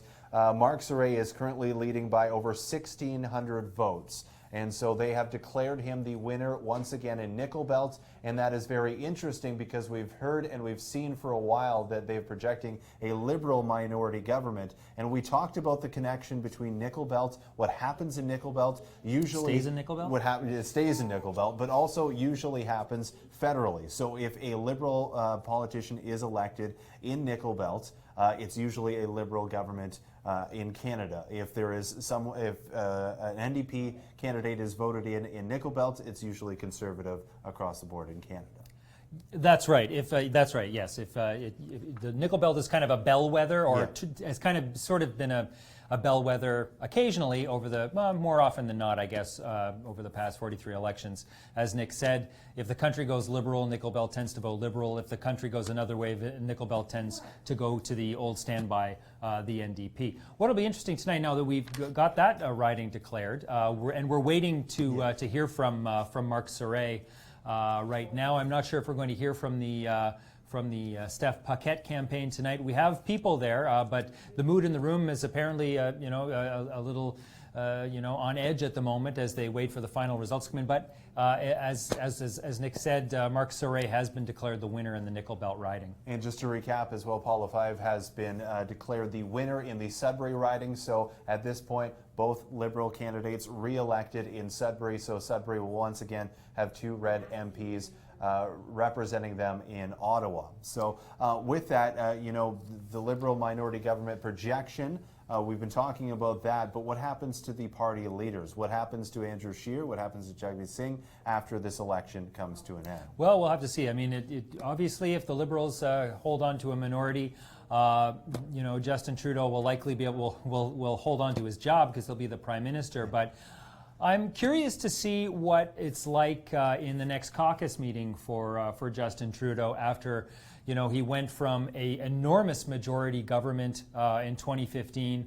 The Liberals, and many point to Trudeau as the issue, squandered a lot of that goodwill that they drew during the election, and 4 years later they're fighting tooth and nail to hang on to a minority government. I assume that Mr. Trudeau's caucus will be reading him the Riot Act the next time the group sits down together. And for the other parties, for Andrew Scheer, it's going to be very interesting for him and the Conservatives, because you mentioned it along the way how Justin Trudeau stumbled a bunch of times, and there was that opportunity for the Conservatives to take that support from the Liberal Party and really run with it. A couple of the polls had the projected as the progressive Conservative minority government. So there was that opportunity. There was some dissatisfaction with the Trudeau government and with Justin Trudeau himself. So there was that huge opportunity for the Conservatives to seize, and they just couldn't do it. So it'll be interesting to see what the Conservative Party has to say about Andrew Scheer. It seemed like the party platforms were there for voters. Just the support maybe for Andrew Scheer just wasn't there. I think Jagmeet Singh is definitely safe for the NDP going forward. I think he really built some momentum as the campaign trail went along. He's new for them, and I think as the next election rolls around, the support for him will continue to grow as he gets his face out there more and he gets more well known in their party policies and what he supports. He had some great honest points throughout the campaign. I think he ran a great campaign as well as he could. It was just a 2-horse race at this point, and there was just no stopping that. There was points that he made where the clean water that he had talked about throughout his campaign, and the fact that if something were to happen, if cell phone towers went down in Toronto, if there was no clean water available in Toronto, it would get fixed right away. But there are Canadians across this country that do not have clean water, that do not have wireless internet, that do not have access to landlines. And something has to be done about that, just like it would in Sudbury, in Toronto, in Ottawa, or Vancouver right away. So he ran on some really good points, and I think the strength for him is there, but it just wasn't his time. No, it wasn't. I think Andrew Scheer, if he I think he's going to be out of a job actually if this happens. He didn't. This was his election to lose. It was his job to grow the Conservative tent. To try and take in, some disaffected Liberal voters, to take in some new Conservatives, to make that Conservative tent higher than the low 30% support that he was able to get. And Andrew Scheer just couldn't do it. Like he was not the leader that they hoped. He was not the leader that was going to propel his party to a majority government. He couldn't even propel them apparently to a minority government. So I think Scheer's time as the leader, and interestingly, he's probably eating a bit of crow as well if he loses this race and the Liberals do become a minority, because last week when the polls were very, very tight, he trolled Justin Trudeau a little bit, saying it's traditional for the party leader to step down if the party doesn't win the election. So is he going to live up to his? Is he going to live up to that? Time will tell. But I'm pretty sure the party will be looking for him to do something. Anyway. It was very interesting too, because it was in a way somewhat similar to what happened in Ontario. There was dissatisfaction with Kathleen Wynne and the Liberal Party in Ontario, and Doug Ford did in Ontario what Andrew Scheer was unable to do. There's a lot of talk with Justin Trudeau talking about Doug Ford throughout this entire election, but Doug Ford was able to do for his party, for the Conservative Party, what it seems like Andrew Scheer has not been able to do for the Progressive Conservatives federally. Yeah, he just couldn't galvanize enough support behind him the way that Trudeau was able to do 4 years ago, and just create kind of a sensation around him, create a lot of buzz around him, and get voters excited for him. Which Conservative leaders, the last two haven't been particularly exciting. Stephen Harper, quite a competent prime minister, he wasn't attracting enormous cheering crowds the way Justin Trudeau did, but Justin Trudeau isn't drawing the crowds that he once did either. Elizabeth May is going to be another interesting one. I mean, she has been the party leader for quite a while now, and the support for the Greens has just stayed pretty well. At this point, they're projected to win 4 seats, which is not too bad for the Green Party. But I think that the support for what the Greens are backing environmentally, at least climate change as well, the support is there for that party, but I don't feel like they have the leader to get them over that hump. And Elizabeth May has done a great job in her riding, and the Green Party threw out some very, very strong candidates this time around. They just were not able to unseat the 3 other major parties, the Bloc Québécois as well, looking like right now doing very well and may end up finishing in 3rd. It really looks like at this point anyway, the Bloc has a considerable lead over the NDP, who are sitting back in 4th place somewhere, but either depending on whose vote projection you're looking at. If you're with CBC, they have the NDP with 24 votes. If you're with CTV, the NDP has 24 votes. If you're with CBC, the NDP has. Oh no, they've righted themselves. Now they're the same. So that story was absolutely entirely meaningless. But it's okay. At this point, the projected final for the Liberals at 158. Or right now, that's what they're projected at. Again, a majority government would be 170. Mm-hmm. So still a possibility, because there are a lot of seats out there, as we mentioned. Can we take a trip around Northern Ontario? Let's take a trip. As we mentioned, we are just awaiting the arrival and the speech of Mark Gentili, the incumbent. We're going to go live as soon as we have him up on stage. As soon as he enters the room, we are going to go live to his campaign headquarters and hear from him and perhaps get an interview. Maybe we will be able to talk to Steph Paquette, the NDP candidate in Nickel Belt as well. We're not sure. We have people standing by, but we're not sure if he's going to make a statement or not. So that is what we are waiting on. Again, the candidates in Sudbury, Paul Lefebvre has been re-elected for Sudbury, and Mark Gentili has been re-elected for Nickel Belt. So yes, we can take a look around the province, northern part of the province, and we've got Algoma, Manitoulin, Kapuskasing. That is still not moved. It's still at 40. So they're having some. It seems to be some trouble counting votes. So we're almost ready to go to Mark Sauret. So as soon as we have that, we'll cut away from mid-sentence if we need to. Mid-sentence if we need to. We'll cut away to hear MP-elect in Nickel Belt Mark Sauret give his acceptance speech. So Kenora, 90 polls reporting the Conservative Eric Malilo is tied with the Liberal incumbent Bob Nault at 31.5 apiece. All right, we're going to the live to the Mark Sauret campaign right now. Very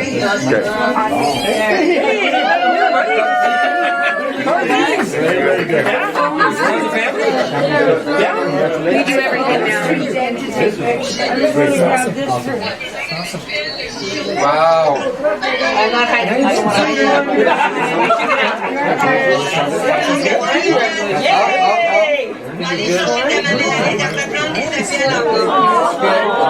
have to wait for my mom. Yes.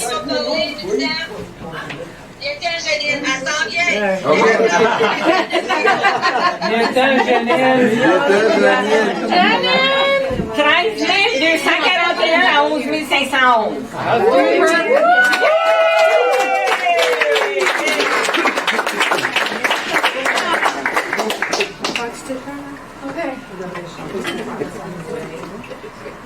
Tout le monde à Sturgeon? Ah! Oui! Hello! T'as ma main, tu l'as? Oui. Okay.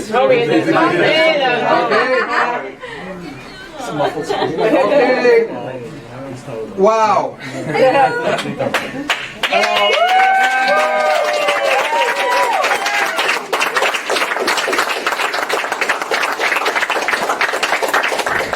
Alors, je vais aller du français à l'anglais. I'll just go a bit back and forth from French to English, but first I want to thank, well, one is, without family, so I have my wife here, my mom in Sturgeon.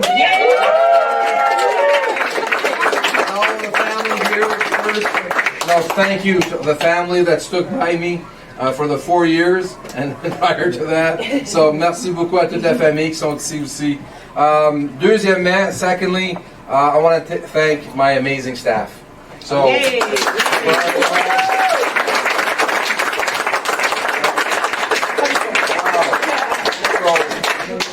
people don't realize in an MP office the traffic and the people that come in, day out, and they have some serious challenges, with some of the programs, with the benefits. But my staff have been there day in, day out for the 4 years, supporting them all over the riding. And I see also in Sturgeon, Sabrina. Again, thank you. Thank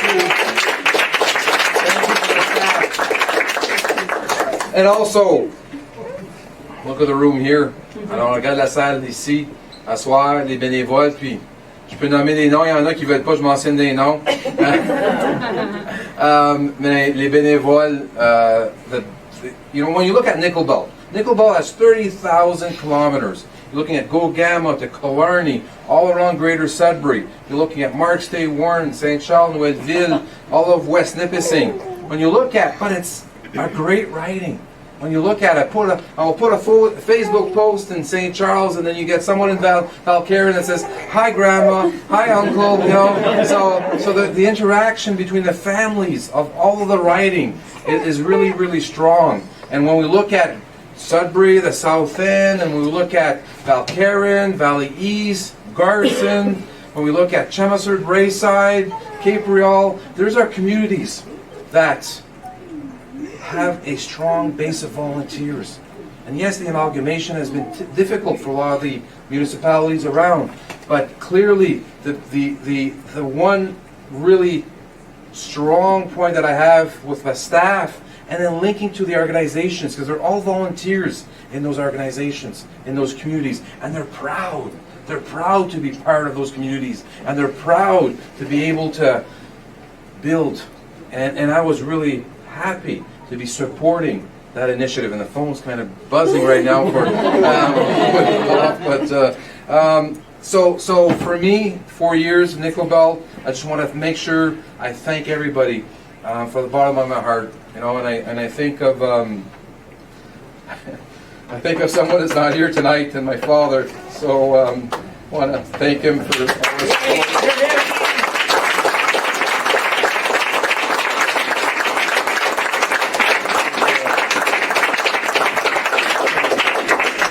So when we look at positive politics, when we look at making a difference in our communities, when we look at supporting our neighbors, go visit a senior at Saint-Gabriel, au Château, Elizabeth Center. Go visit your neighbor, go support. That's what getting involved, yes, as a politician, but all of you, and I know all of you do this, you support your neighbors, you support people, and that's what we have to do. We got to continue helping people. We got to continue putting our best foot forward. And as a government, I'm not going to get into a lot of the details, but the 4 years, we supported families, we supported seniors, we supported municipalities, we supported our Indigenous communities, and we got to do more. And we've got the results here tonight, all nationally. Nationally, we saw this. We saw this kind of personal attacks. There's no room for that in politics. For me, I've been in politics all my life, and I really feel strongly that we all have a responsibility in this room. We all have a responsibility as a community to call out that intolerance, to call out those personal attacks, to call out that negativity that brings people down. And we see it in our Facebook pages, we see it in our community, but more importantly, we see the results tonight. Canada is strong.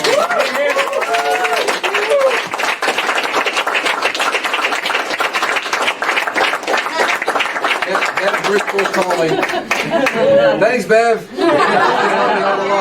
And again, tonight we have some people that are not here because they were scrutineers or they're at the polling stations getting the results in. So all this to say, let's continue the work. I'm really proud to be your member of parliament. I'm really proud to be able to serve and to support, and I'm going to continue with my amazing team. So that's something that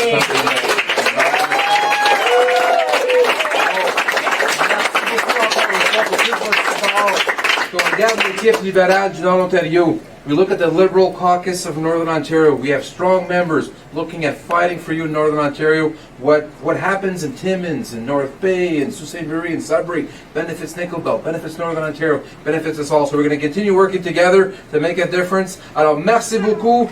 Merci du fond de mon cœur. Je ne savais pas comment que c'est les émotions qui sont les derniers 30 jours ou 40 jours. My wife and family can say that. So, alors que je regarde ma sœur aussi à Sturgeon, puis Robert, tout le groupe à Sturgeon. Merci énormément à tout le monde. Merci beaucoup.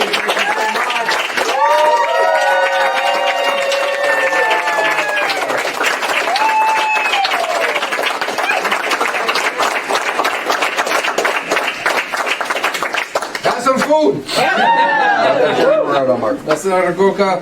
Thank you. Thank you so much. Right, get those spots for that. Yeah. Sure. Why, thank you, dear.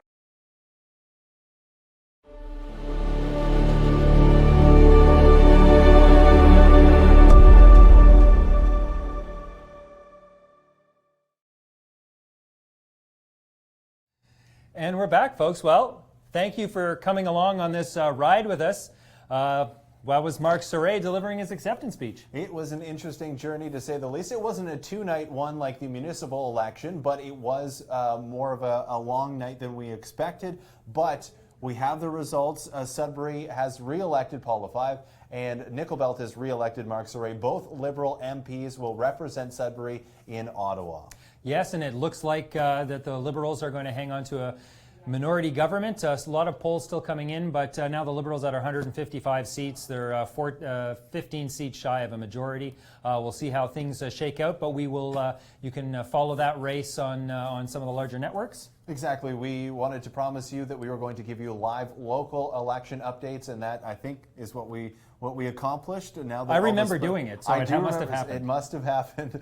And so we had fun. We hope you enjoyed it. And tomorrow it's going to be an interesting one, but the election is over. We can all breathe. Yep, so you can come to Sudbury.com tomorrow, later on tonight for more local election coverage. You can always go to 92.7 Rock. Nick has updates regularly throughout the evening, and come back to us tomorrow morning. We'll have some more stuff for you from of election coverage to cap off federal election 2019. So once again, thank you for joining us, and have yourself an awesome night. For Nick Liard, I'm Mark Gentili. Good night, folks. Hi, it's Mel and Chris in the morning from 92.7 Rock, and we are so excited about this election and the results, and tomorrow morning we are going to talk about it on our show. And we're a little bit sad that those people lost. There were winners and there were some losers. Non-winners.